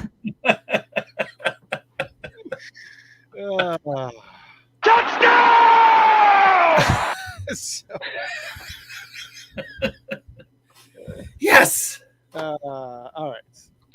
Spiking it. Hey, baby, you looking hot tonight? oh yeah, That's exactly what I'll sound like in a few minutes.